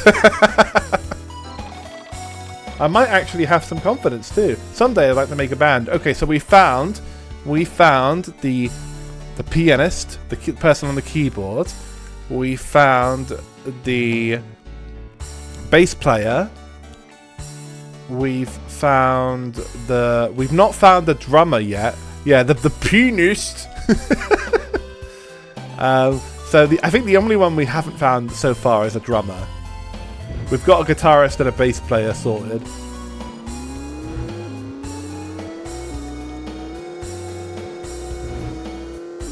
And we've got new fan mail as well. Let's check it out. But yeah, this is the kind of stuff I usually play. Panic, welcome. I haven't streamed for a while because I've had a lot of life stuff going on. But yeah, I play a lot of these games. Yeah, I agree. These are like, they're so charming. And there's no comparison to anything coming out these days because nobody would release a game that even remotely reads and plays like this anymore. It's just, it's like looking into a different world, you know? From Bourbon. Maybe it was my dream to fly. I recently got the jumping heli. I wanted to fly anywhere, but I found out I could only jump. This reads like a bad haiku or something. The jumping heli, I assume, is an upgrade that we'll be getting later. They had that in Road Trip Adventure as well, but that game didn't actually have a jump system, I don't think, so you had to kind of just go off cliffs. This one, you can just press a button to jump at any time, which is cool. Right, somebody's coming. Oh, hold on. Oh, no, they're not coming, they're going. Same difference. Oh, it's O'Connell. Where are you going in such a rush? Being in a hurry won't amount to anything good. Now remember the time when you used to be young, when time really didn't matter. Well, I mean, you could be in a hurry, but it really didn't matter. Anyways, let's slow things down. Talk to a bunch of people, and perhaps you might be able to see things you weren't able to see before. Sometimes it's good to listen to a song or just relax in the garage. Oh, hell yeah, free music. I hope you like it. What do you think O'Connell's into? Think it might be like Alanis Morissette, Bjork, like... Maybe he's into the Spice Girls. Garage. He likes to listen to music in the garage. He may logically like garage music. Oh my god, it's an angel. This is the first time we've met, isn't it? Look at this immovable boulder. Isn't it amazing? A long time ago, the gods placed this boulder here. Surprised? Only those pure of heart can get past the boulder. Inside is Mojo Rico, rumored to be related to the gods. If you find a way to go inside, you shall be blessed by Mojo Rico. It looks like you're not ready yet. You're going to have to train a lot more than that. Come back when you're stronger and your heart is pure. It's a dead fucking car. Is that the idea? They seem to know stuff about the gods, so maybe it is literally an angel car. Okay, so this is a potential bit to mark on the map. We should come back here when we're stronger. Thing is though, how do you become more pure, you know? If I'm not already pure of heart, what the hell more can I do? Stop! So one of these people must be the weird guy that hangs out by the river, so we need to find him. Hello, I want to become an adventurer. Help me decide what I should do. Which do you think is better? Gargle every day. Rub yourself with a towel every day. Push-ups every day. chat. He doesn't say what I'm gargling. I assume mouthwash. But there's a lot of things you can gargle. What does a car gargle though? Gargling oil maybe? Or petrol? Diesel? Rub yourself with a towel every day is crazy. What is this dude talking about? Like, obviously you should use a towel if you have a shower. Like, is there something I'm missing here? Push-ups every day is the only one of those that seems remotely normal. Gargle cum like everyone else. Normal people don't tweet like this. Thanks, Twitch. Yeah. To be fair, though, this is a normal Japanese tweet. Everything in this game is a normal Japanese tweet, courtesy of Grok, because it translates everything like this. Well, obviously, gargle every day is better. Gargling every day! Okay, I'm gonna give it everything I've got. Hell yeah, go gargle that fucking WD-40 or whatever the fuck you're gargling.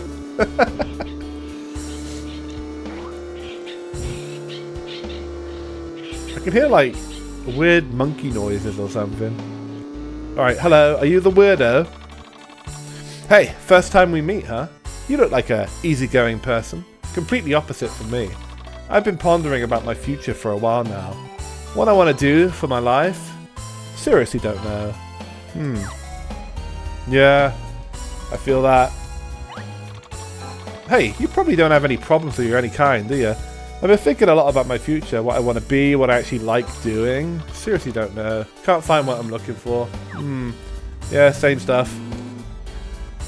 Well, keep on trucking. Oh, dude, I'm done talking to you. Please stop driving into me. Seems to be kind of doomerish about gaming nowadays, but hey, with all the slop being shoved into our faces, it's caused a bit of a renaissance of human art, especially nostalgic art.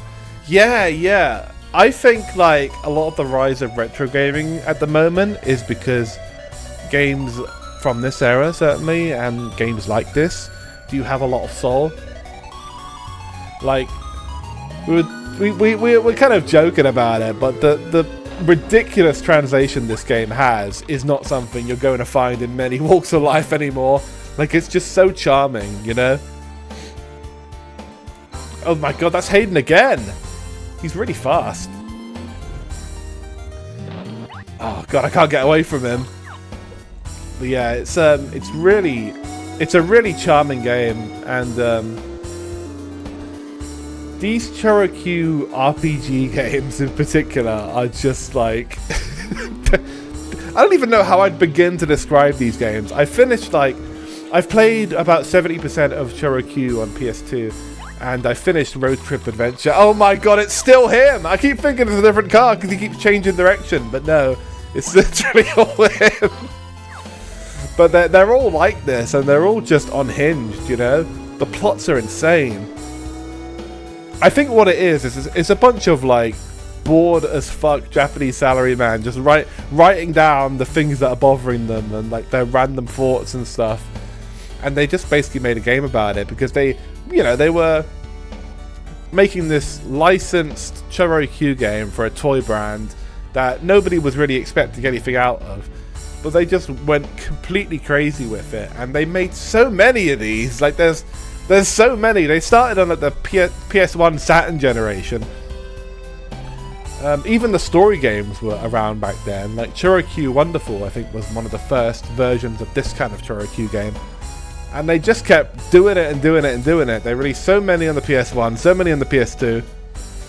Even some on, like, the GBA and stuff. And yeah, like, it just kept going. And like, yeah, they just kept... Graphically, they kept getting better, but the story never got less unhinged, which I like. It's times that can't be replicated, and there's also a lot of these games that had new exciting ideas and weird execution. Yeah. Modern people only really know how to try and replicate and copy. Very true. I think, like, that's fine. Like, I think if you're going to replicate and copy, pick more stuff like this, you know, that's not necessarily in the mainstream, didn't necessarily sell like hotcakes when it came out, you know? I think with indie games, there's definitely a gap in the market to produce more kind of soulful stuff like this that's just kind of a bit silly. Particularly like, you know, sentient cards and stuff isn't really something that many games touch on. What was that one with the really silly name that I played? The really Reddit name, I can't remember. That one was good.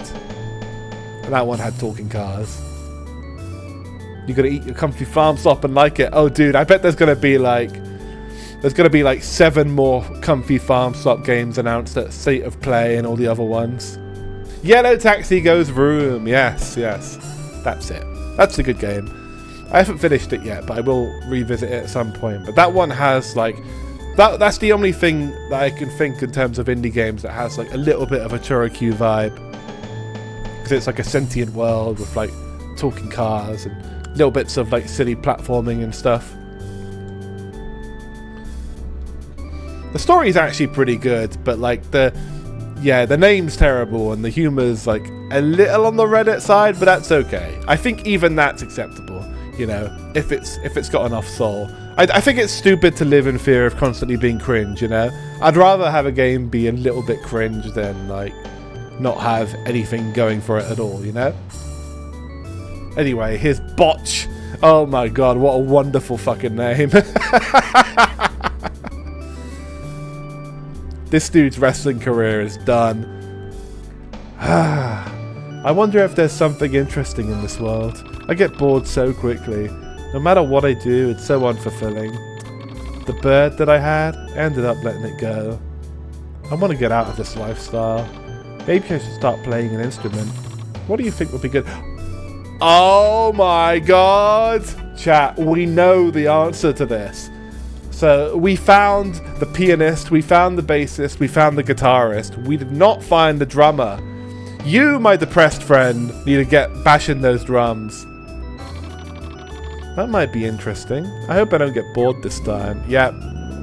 We got our drummer. He's never played drums in his life, but that's fine. We don't need to make a good band. We just need to make a band. Wait, no, don't go talk to him. That's our guy again. Don't talk to him. No, don't talk to me. All right, we're safe. Penelope. Oh my god. Penelope also plays the drums. Wait a minute.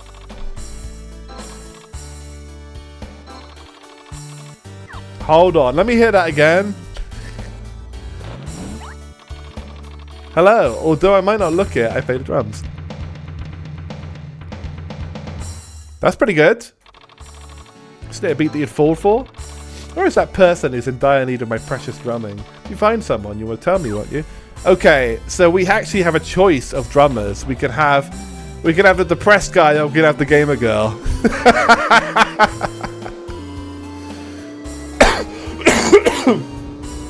I think it should be the guy. He's really OCD though. He's really bored, like, or ADD, I guess. So like he might lose interest rapidly. Let's check the emails. Watermelon from Tamachi. When I was a child, my house was surrounded by watermelon farms. I haven't seen them lately. I want a watermelon. Thank you so much for this important email that was definitely marked as urgent.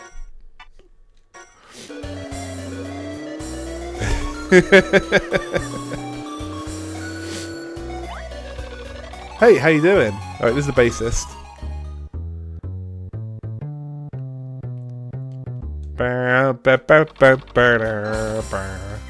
Alright, so I found a bunch of people that want to play instruments, but I think probably I have to get a mission that asks me to get a band together first.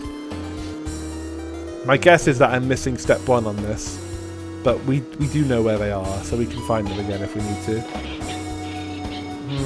Can we get up there? Maybe? Well, kind of. The game might not want me to. It's not exactly playing ball here. Thank you for the clip, by the way, Panic. I was worried that he was going to get me again.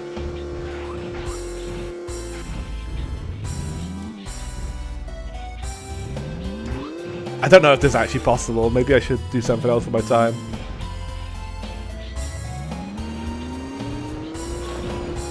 It feels bad, like, looking at all the farm slop that's in gaming these days, because I do like farming games usually. It's just, they got to a very bad place, you know? And all the heavy hitters kind of stopped being good, like Rude Factory, for instance. Like, if that had stayed good, I'd have stayed playing it, but they basically just started churning out slop as well. And, yeah, it's a shame. But once upon a time, that was a real genre, you know? Ugh, I'm in a fix. What to do? What to do? Me's precious package has disappeared. Alright, Gollum. Me misplaced it somewhere. Pretty please. If you find it, tell me. Okay, so we're looking for this guy's package. And we need to find his misplaced package, bring it back to him, and then form a band, I guess. Only those with strong, pure hearts can go to the other side of the boulder. Okay, yep.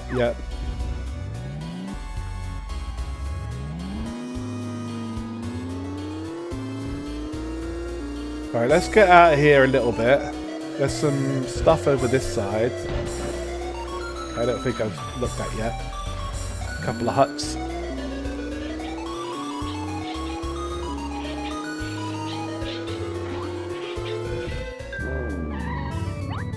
Hey, who are you? What are you staring at? Oh, sorry. Old habits. I'm Butch, the Thai guy. Nice to meet you. It's kind of weird telling this to someone I just met, but I've got some problems. Will you listen? Yeah. Do you need a band? Oh, that's heartwarming. Okay, listen here.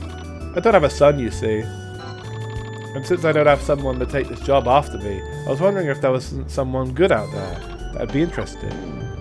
Okay, so we're looking for a new guy to run the tire place. Well, I think it's a tire place. It's not really very well labelled. Hi, nice to meet you. It's Kofi. Spike, huh?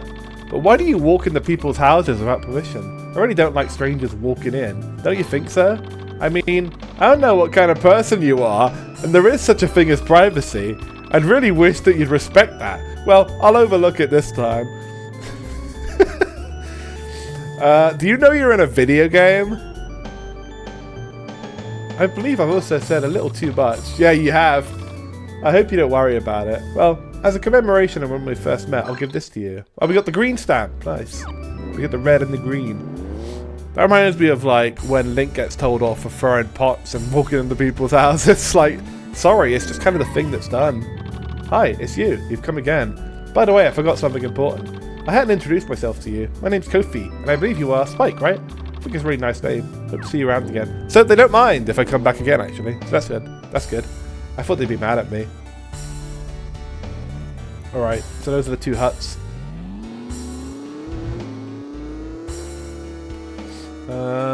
So there's like a fountain over there. There's gotta be a fucking place where I can do a race. Somehow I haven't found it yet.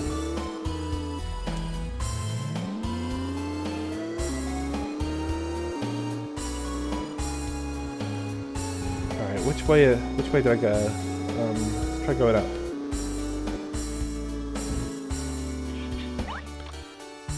Whoa, that was dangerous. I almost hit you. Let's not be hasty now. See, like when someone talks about the same thing over and over, you might actually hear something different. Even if you heard someone's story before, after some time the story seems like it changes a little. Let's not be hasty and just enjoy life, slowly and calmly. Mr. Slow and Steady wins the race over here. Oh my god, I can't get out of his way.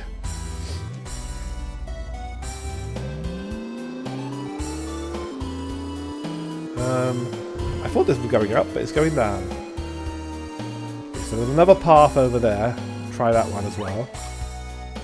There's the bassist.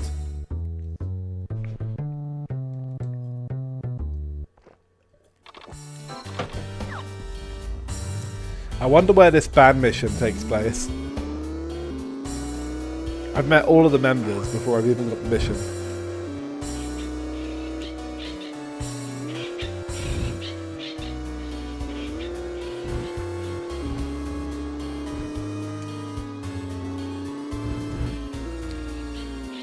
Yeah, going back to what we were talking about, there's definitely something to be said for most of the success stories in gaming these days being like either retro games themselves or retro inspired games.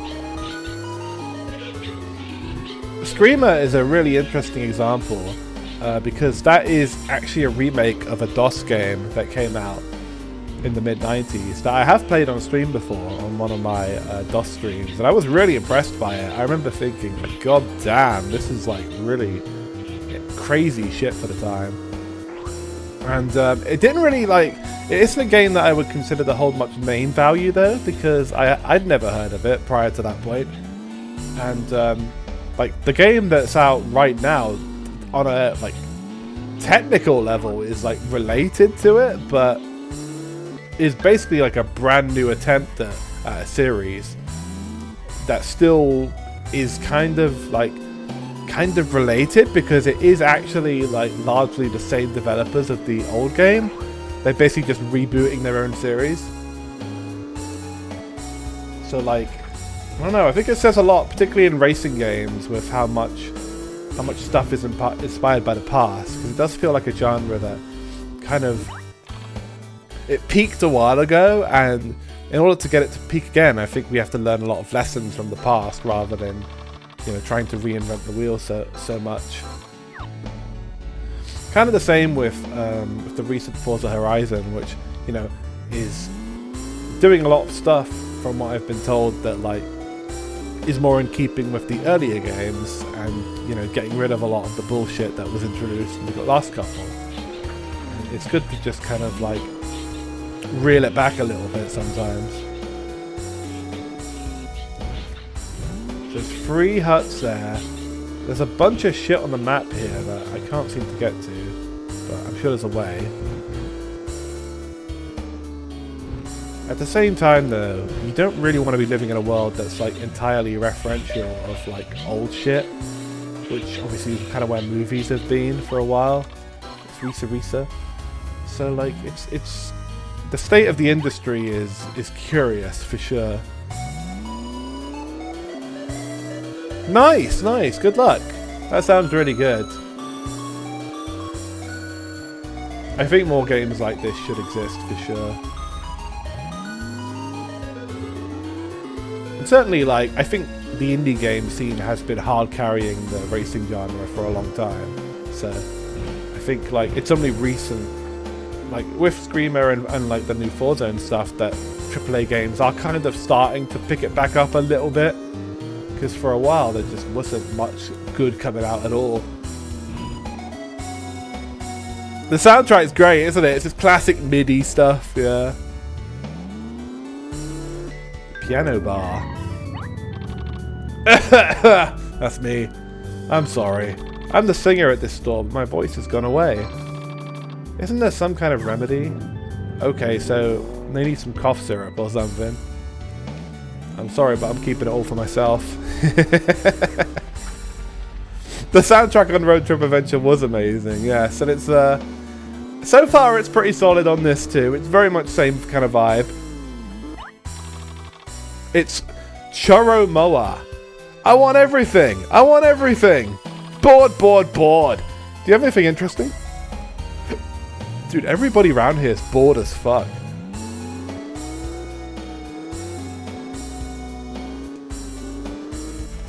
So we need a remedy for the jazz singer. Do I have headlights that I can turn on or something? I don't think any of the buttons do anything. It's super dark here.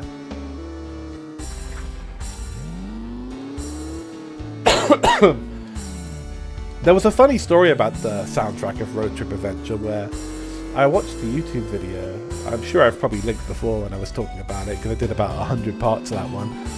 And it turned out that most of the soundtrack was like stolen from old MIDIs on the internet, but it was at a time, because it was like 2001, where like that kind of like stuff was kind of thought to be public domain, and you know, it was kind of the wild west of the internet. So the developer literally just grabbed a bunch of cool midis online, threw them in a game, and was like, oh hell yeah, listen to this soundtrack. And to be fair, it was really good. They were good midis, but as it turned out, it was pretty much all of them were made by the same guy.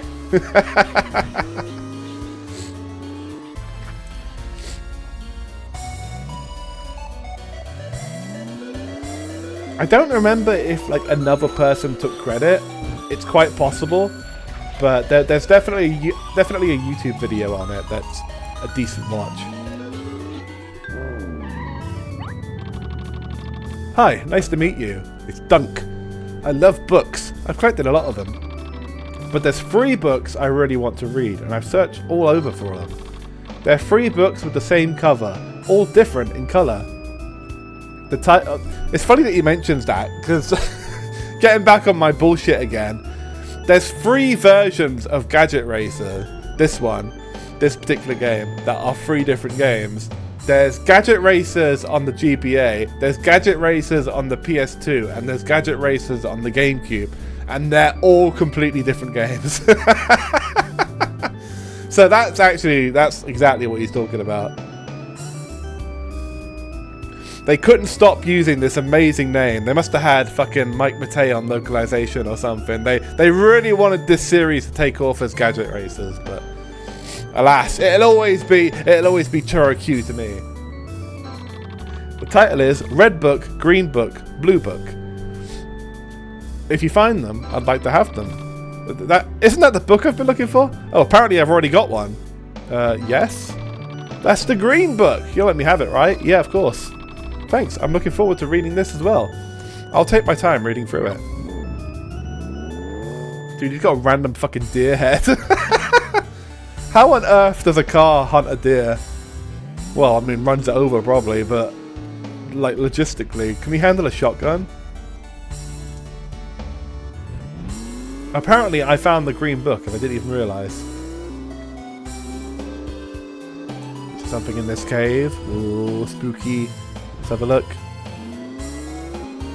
Oh, the camera angle changed just to fuck with me. Whoa, what's that? What's that? Hold on. Oh, new places. Is that a new race? Does that shit say 1? Oh my god, we found the race! Let's go! Jesus, that took forever. To be fair, the NPC did tell me that it was going to be a hard one to find. What were they cooking, chat? What were they cooking? Why did they think the second race had to be this much of a puzzle? Well, I'm a ChoroQ expert, so of course I found it. Door to Sunset Volcano S course. Door to this course has been opened. Now it is possible to go straight to the course from the garage. Would you like to race now? Yes. Ooh, it's a volcano course. Let's go. If I can get a first place, we can get a lot of dosh and get some upgrades, because I need them.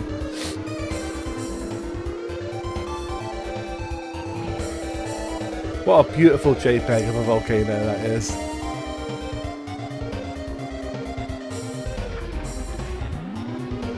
Oh, it doesn't handle the brake very well. It's okay, it's okay. What I really need for this is some dirt tyres. I think that would absolutely demolish this track.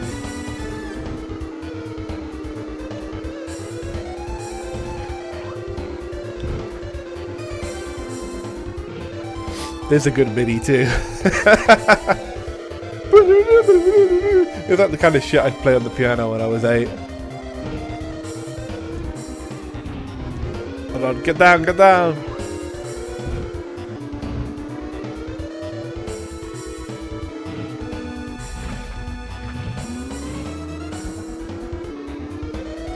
Right, we're still in the top 10.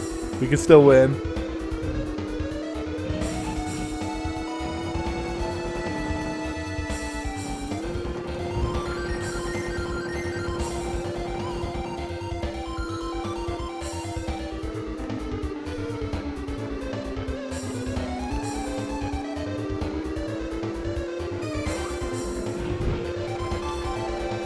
I like the little fade that the draw distance does there. I noticed my little indicator is flashing green there. That presumably means I got an email. I don't know if it means anything else in the context of a race, but I can't check my emails while I'm racing. Which does make sense. That would be a recipe for disaster.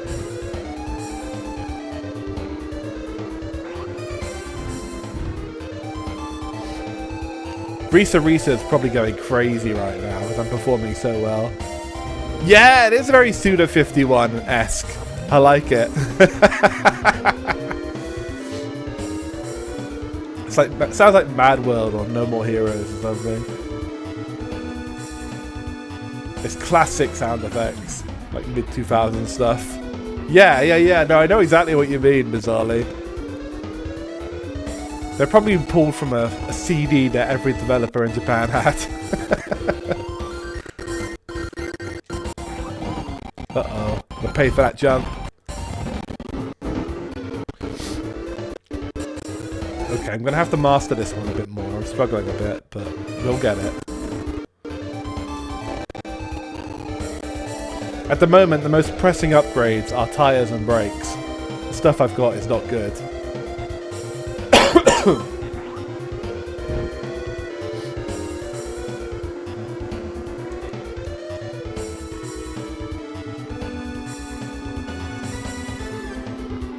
Okay.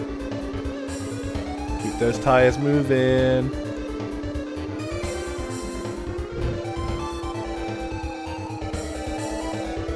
Jump.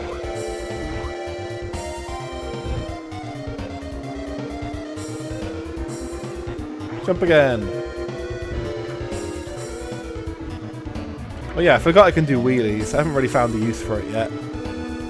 Not much of one. Bowie Knife 99, I know. I'm running Forza on lower settings right now. I have not been sniped by Bowie yet. Well, welcome Spooky, good to see you. Why did I do that jump again? I can't resist. It's so fun. Alright. This is probably not going to be a top 5 finish.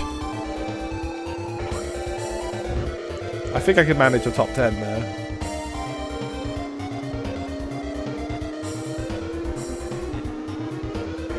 I snipe him? No, can't jump high enough. Sad. Alright, let's try again. I miss in Road Trip Adventure when you lose a race, your garage man would insult you. I think it's because everybody had the same fucking experience with him. So like every stream of the game you watch, chances are it's got at least one Bowie moment in it. Yeah, exactly. It's just fun. Can't resist. Okay, I had my practice run. Let's do it for real.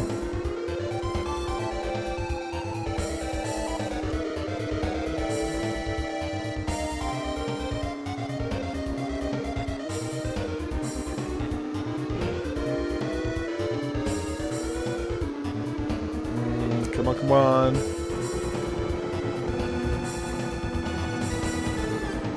Do a little shortcut. Go.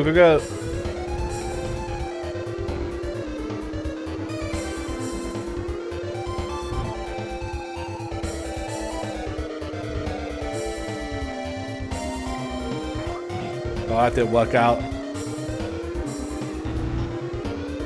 Yeah, the driver tires you get in single player races, I would say, and it's true. So like, I think everybody had a similar experience. But there was definitely a real Bowie 99 at some point. I mean, it's great marketing too, to be fair. I doubt they did it intentionally, but like, it just sets it apart from the other recent couple Forzas that, you know, there's just this urban legend of a guy just sniping people and just driving like a complete lunatic all the time. There's been ones where he just flies out of the air out of nowhere, you know? Like, some of the takedowns are just crazy. They'd be crazy in Burnout, but it's in like supposedly peaceful Forza is the icing on the cake, you know.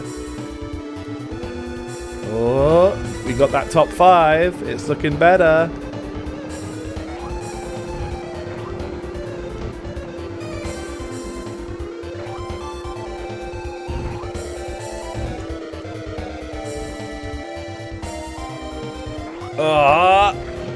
I wanted to try and keep my wheels moving, but I couldn't do it.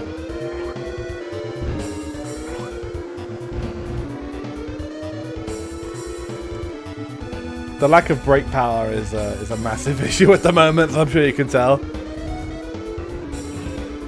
Oh, fuck off. God damn it. Move.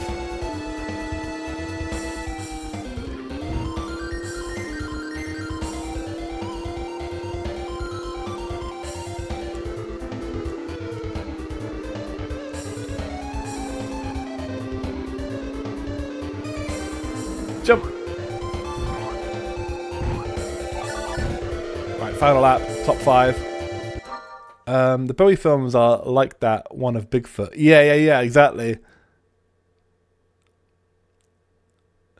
Forza Horizon 6 got to 170k concurrent players on Steam alone during the early access week. That's just the people who bought the $120 version of the game, mind you. Around 1.7 million people got the deluxe version. Thing Japan works wonders. Yeah, I mean, it's Thing Japan, and it also seems like the map is just better designed in general from all the clips I've seen. It's like, it's not a load of empty space or a load of like random races that mean nothing. Like, it seems like they put more thought into it. And yeah, it's Thing Japan as well. So, you know, it's a win-win. Yeah. That's the vibe I get and what people seem to be saying. So, you know, I'll definitely play it soon. But yeah, it's definitely, it's hit with the normies, you know. It's hit with the people that wouldn't normally play it anyway, which is like me. Like, I'd play it regardless because I play loads of racing games. But yeah, like all the VTubers are playing it, you know, which is very rare for that to happen at all for a racing game.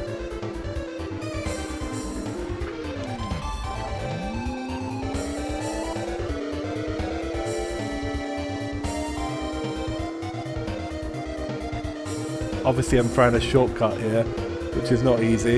It's all mud. Landed it. We're fine. Okay, we can get 4th.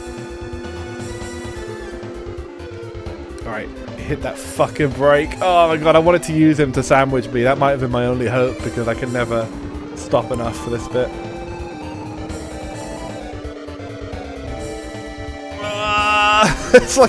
It's like I'm on ice the whole fucking time, basically. Alright, this wasn't the run, but I think the next one will be.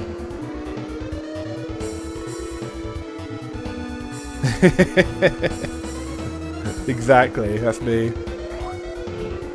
Yeah, you can get upgrades, you can. The only problem is I have like $100 and I can't afford anything right now. So I need to get like one good win under my belt and then get a bunch of upgrades.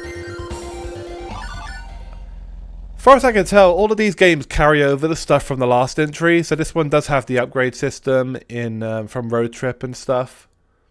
Oh, 4th is a ranking apparently. I will go again though. I'm not accepting a 4th. How much money do I have right now? Still 100. I still haven't made anything. I maxed out 3rd on the last one, but this one does let you teleport to the races, which is quite nice. So there's even less driving. Driving isn't bad though. It's quite nice to be in the open world. That's right, me neither. Dude, you can barely get a meal with $100 these days. If you're going out to dinner and you spend less than $100, consider yourself lucky.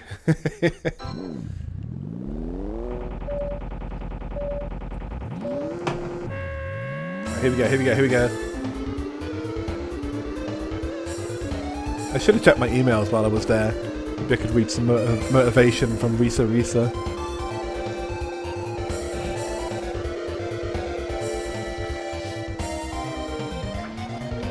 Oh, by the way, I'm pretty sure it was Lisa in the last game. It didn't even click. It didn't even click that her name had changed because I kind of already understood, you know. I'm already operating from a standpoint of understanding that the game is like fighting for its life translation-wise. But yeah, I'm pretty sure that it was spelled correctly in the last game. She's still my ChoroQ-HG3, even if she is absolutely incompetent at racing.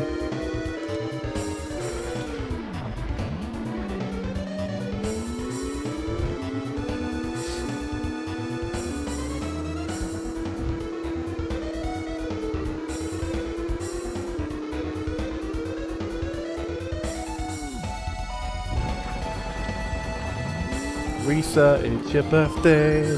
Happy birthday, Risa. Let's go, let's go, let's go.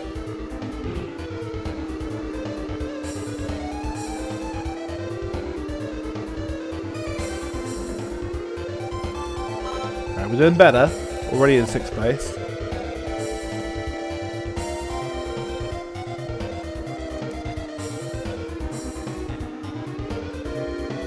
I'm having to slow down like way too much at the moment, but that's just the problem of being like purely vanilla. I will be able to get much better brakes and much better tires and a body and all kinds of cool shit soon. We just need to make that money first. I should go back to the first course and try and get a first as well. Now that I'm a little bit more experienced, I'll do this bit. Alright, that's fine. That's fine, whatever.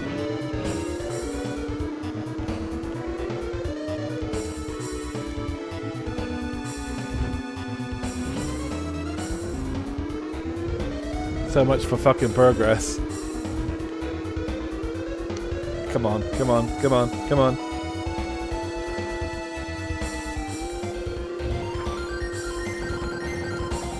But yeah, I'm looking forward to having this week off work and just chilling and streaming and playing some silly stuff for you guys and hanging out. I did have a nice hangout on the Discord, on the Spike Cord, for my 5th anniversary, which was a couple of weeks ago. I really wish I would have been able to stream for it, but I had way too much stuff going on with my dad's funeral and stuff, so like, it was, we did about the worst location time-wise, but we still managed to get together and play some VR and stuff. It was a good time. A lot of Sonic Robo Blast Kart as well, which is very fun. But most of it recorded. Nice, nice. Yeah, you should drop some clips sometime. You can probably find a nice clip of me rainbow roading myself or something.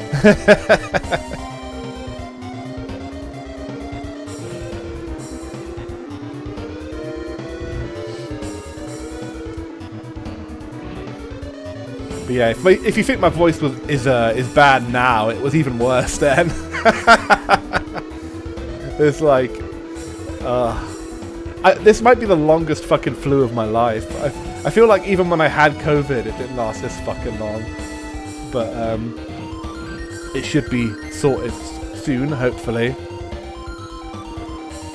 Oh my god, on the VR mode, yeah, fucking hell, that was some abysmal drifting from me there. The world was super cool though. I visited it the other day actually, just for fun. When I got my helmet set up. But yeah, it'd be good to do that again sometime. We'll do a proper stream at some point. We got 150 dosh for that 3rd place. Alright. Let me go back to the first course and I want to try and get a first because we do have like 400 dosh now, but we can get a lot more.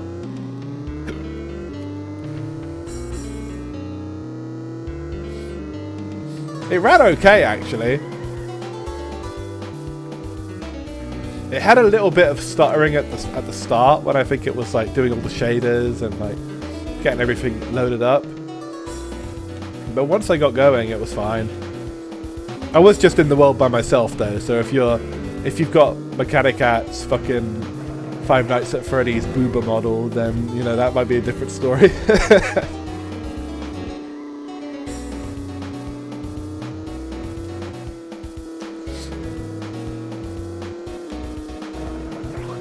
Nice, I've mastered the jump on this one.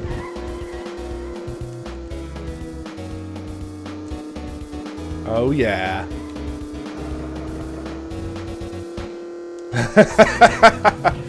That's more triangles than like you could ever render on the PS2, right? Like, it's crazy.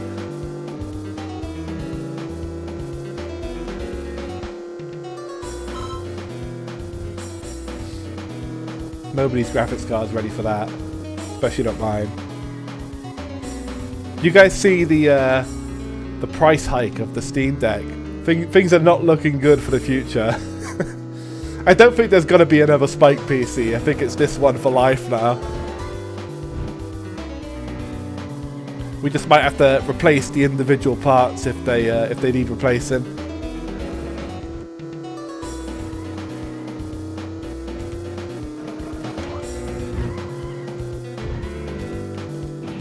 All this so people can use fucking ChatGPT for their shopping list and generate AI fruit videos and all the rest of it. Such a shame.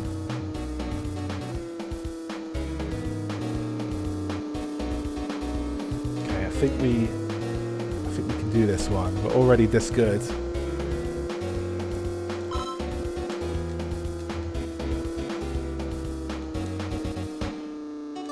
Yeah, it's got to be 1K plus, and it's a damn shame because like it's coming out at like the perfect time in terms of like, you know, needing a good competitor, but it literally can't compete if it has to price itself at that, and it does. You know, you straight up can't get the parts anymore.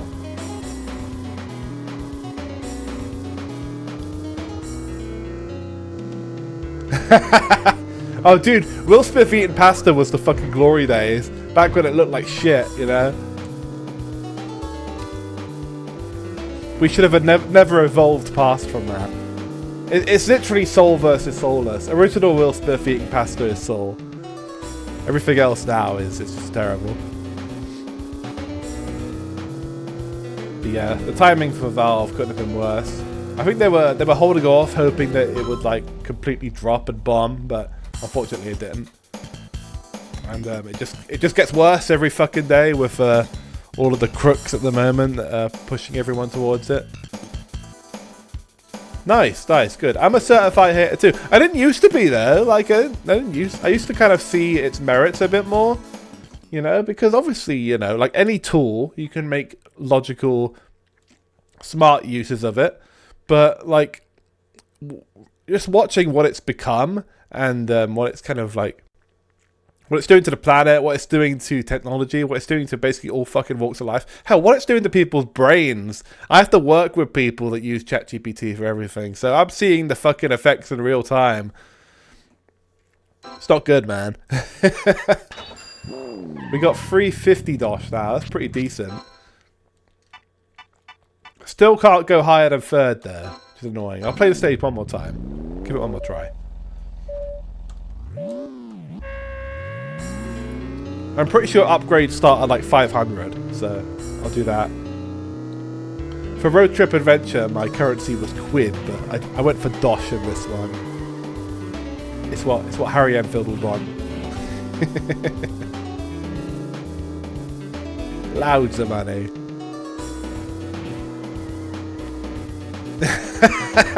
Exactly. Anytime somebody says, I asked ChatGPT, I just zone it out immediately. I don't care. It's not worth mentioning, you know. They're not telling you anything smart. But like, it comes out with some of the worst advice ever. Just like Google's new AI thing. That they got rid of like definitions for an AI that tells you complete garbage instead. Yeah, I asked Google search. Dude, Google search is so horrifically bad. And it always has been. It was bad from like the moment that they first unveiled it. And it's been getting worse and worse. And somehow nobody's like quality checking it at all.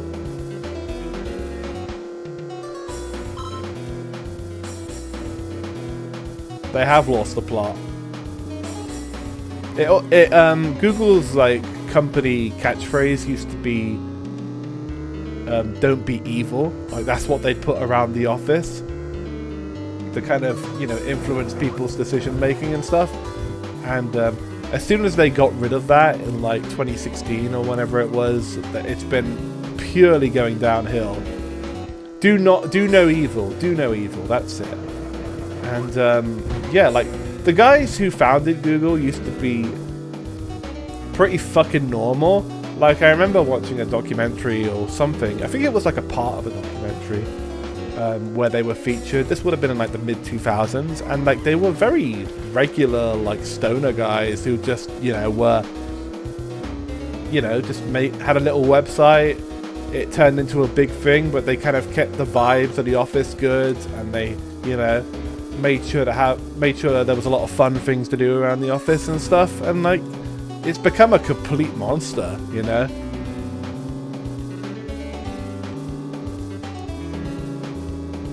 It's tough to see the humanity in any of it now, because like clearly nobody's focus testing any of this shit, you know.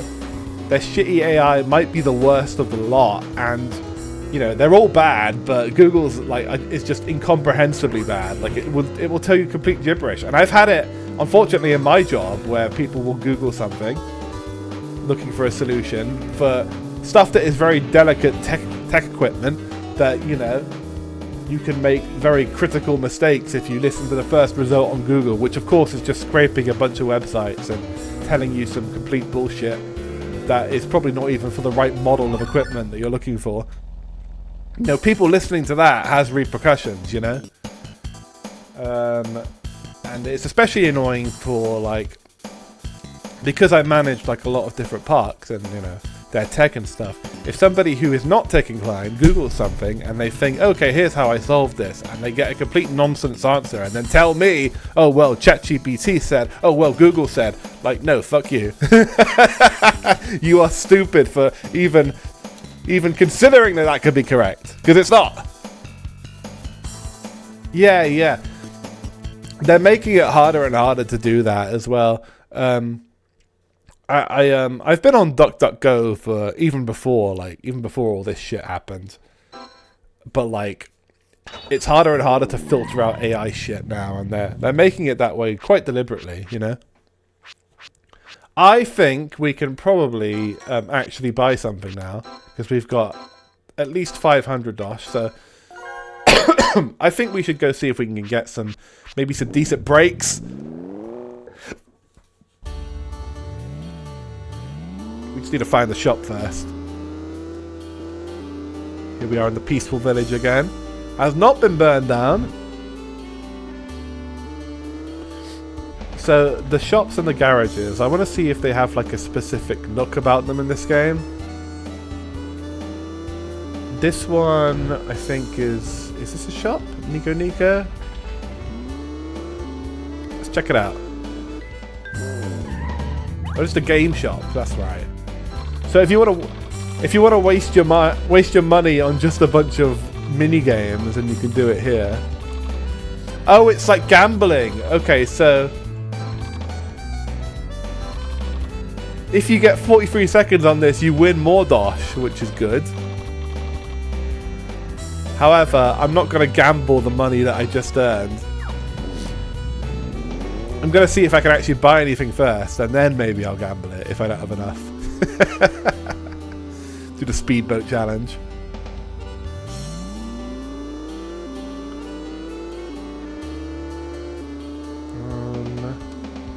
So that looks like a house. Must be a shop.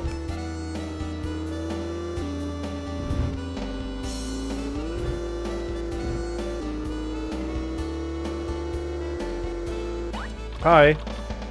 Oh, it's the keyboardist again.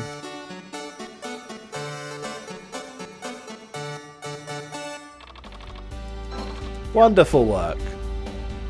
Alright, over there.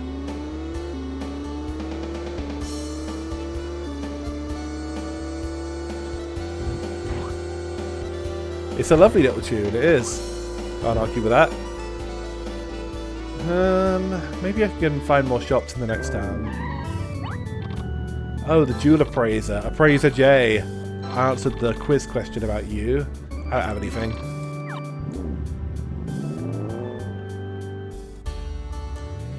I did see a random gemstone underwater, actually. I wonder if that might, like, maybe belong to somebody. Oh, I need to check my emails, actually. I haven't done this in a while. Hot-tempered. When the weather is hot, I end up getting in fights. I'm supposed to be tired from the heat, but instead, I get a pretty hot temper. The other day, I got in a fight deciding whether or not to go to Noise City or Echo Forest. Wow, that's from Ashigao. Thank you for letting me know that you have anger issues. If I run into Ashigao on the road, I'll know. They're about to fight me. I get it there. I think the hot weather over here turned everybody fucking crazy as well. I was like having to do like a pickup of a part when I was driving around all day on one of those hot days, and yeah, like everybody was driving like complete maniacs. The weather just brings out the worst in people.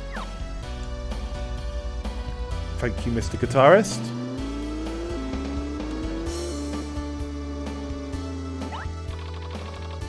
Hi Spike, you seem fit as usual. Maybe you could even beat the Maester. But hey, have you ever gone into the lake in this town? I heard some weirdos are in there now. Kind of fishy to me. Oh yeah, have you gotten the art of racing down? You're shifting your weight, right? There's a big difference by doing it. Make sure you master it. So you can shift it forwards and back. I don't know if you can shift it forwards, but you can definitely shift it backwards. It seems like Gaben cursed at Steam's lawyer. Really?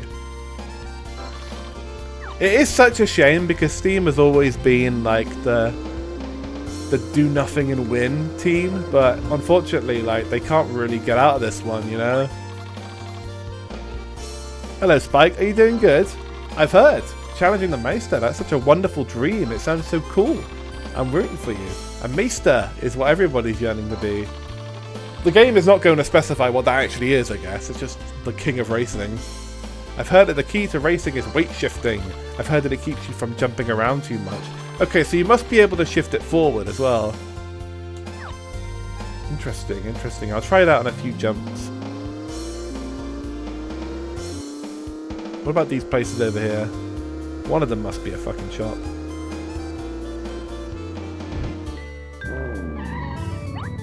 Oh, hi Spike. Won't you come over here and listen? I think I've fallen in love. I'm so embarrassed, huh? Why are you blushing? It's not you! Anyway, jewels are so beautiful. The person is more beautiful than jewels, and knows so much about those jewels, it's amazing. I mean, there's only a few stones all throughout the world, yet he knows so much about them. Isn't that amazing? Oh, it's the other shopkeeper. Which reminds me, I picked up something weird the other day. I definitely don't need it. It seems to be some fertilizer or something used for my garden. Wonderful! More manure! Thank you so much! Jewels are so hard to find. I heard they're in places you usually don't go to. Anyways, I'm off to look for some more gemstones. I'm carrying so much manure in my boot right now. The lawyer was trying to get him to remove adult games. Oh, really? Good for Gaben, then. I love poop! That's what I'm saying. I mean, one of the good things about Steam at the moment is they do at least have adult games on there that you can just patch afterwards. It's still better than the alternative of like those developers not being able to sell their games at all. Mind you, there's a lot that, you know, are under very, very tight conditions at the moment, but yeah, adult games do need a place to be, and like right now they're very puritanical. Credit card companies, Visa, MasterCard, and those guys they've got a stranglehold on basically every form of making money via porn games and adult games. I wouldn't even say porn games, literally just any game that has like edgy content in it. Doesn't necessarily have to be sex, it could be gory. You know, anything like that. It's really going to struggle to find like a home at the moment. And Steam, for now anyway, is still one of the places that you can put a game like that, even if you do have to patch it afterwards, which is often the case. Sucks, dude. Just sucks to see creative people like under so much pressure at the moment and just unable to make any fucking money. Yeah, they have got at least one horror game banned, possibly more. So it doesn't just extend to porn. But it never would, you know, it was never going to be just porn. Anybody with a brain could have told you that. It's nice weather today, but my watermelons still don't grow regardless of the weather. Isn't there anything I can do? I wonder if I have to give it fertilizers. Isn't that fertilizer you have there? Could I have it? Bro, I've got so much fertilizer. Please, it's yours. I'm gonna smother his watermelon in fertilizer. Hell yeah.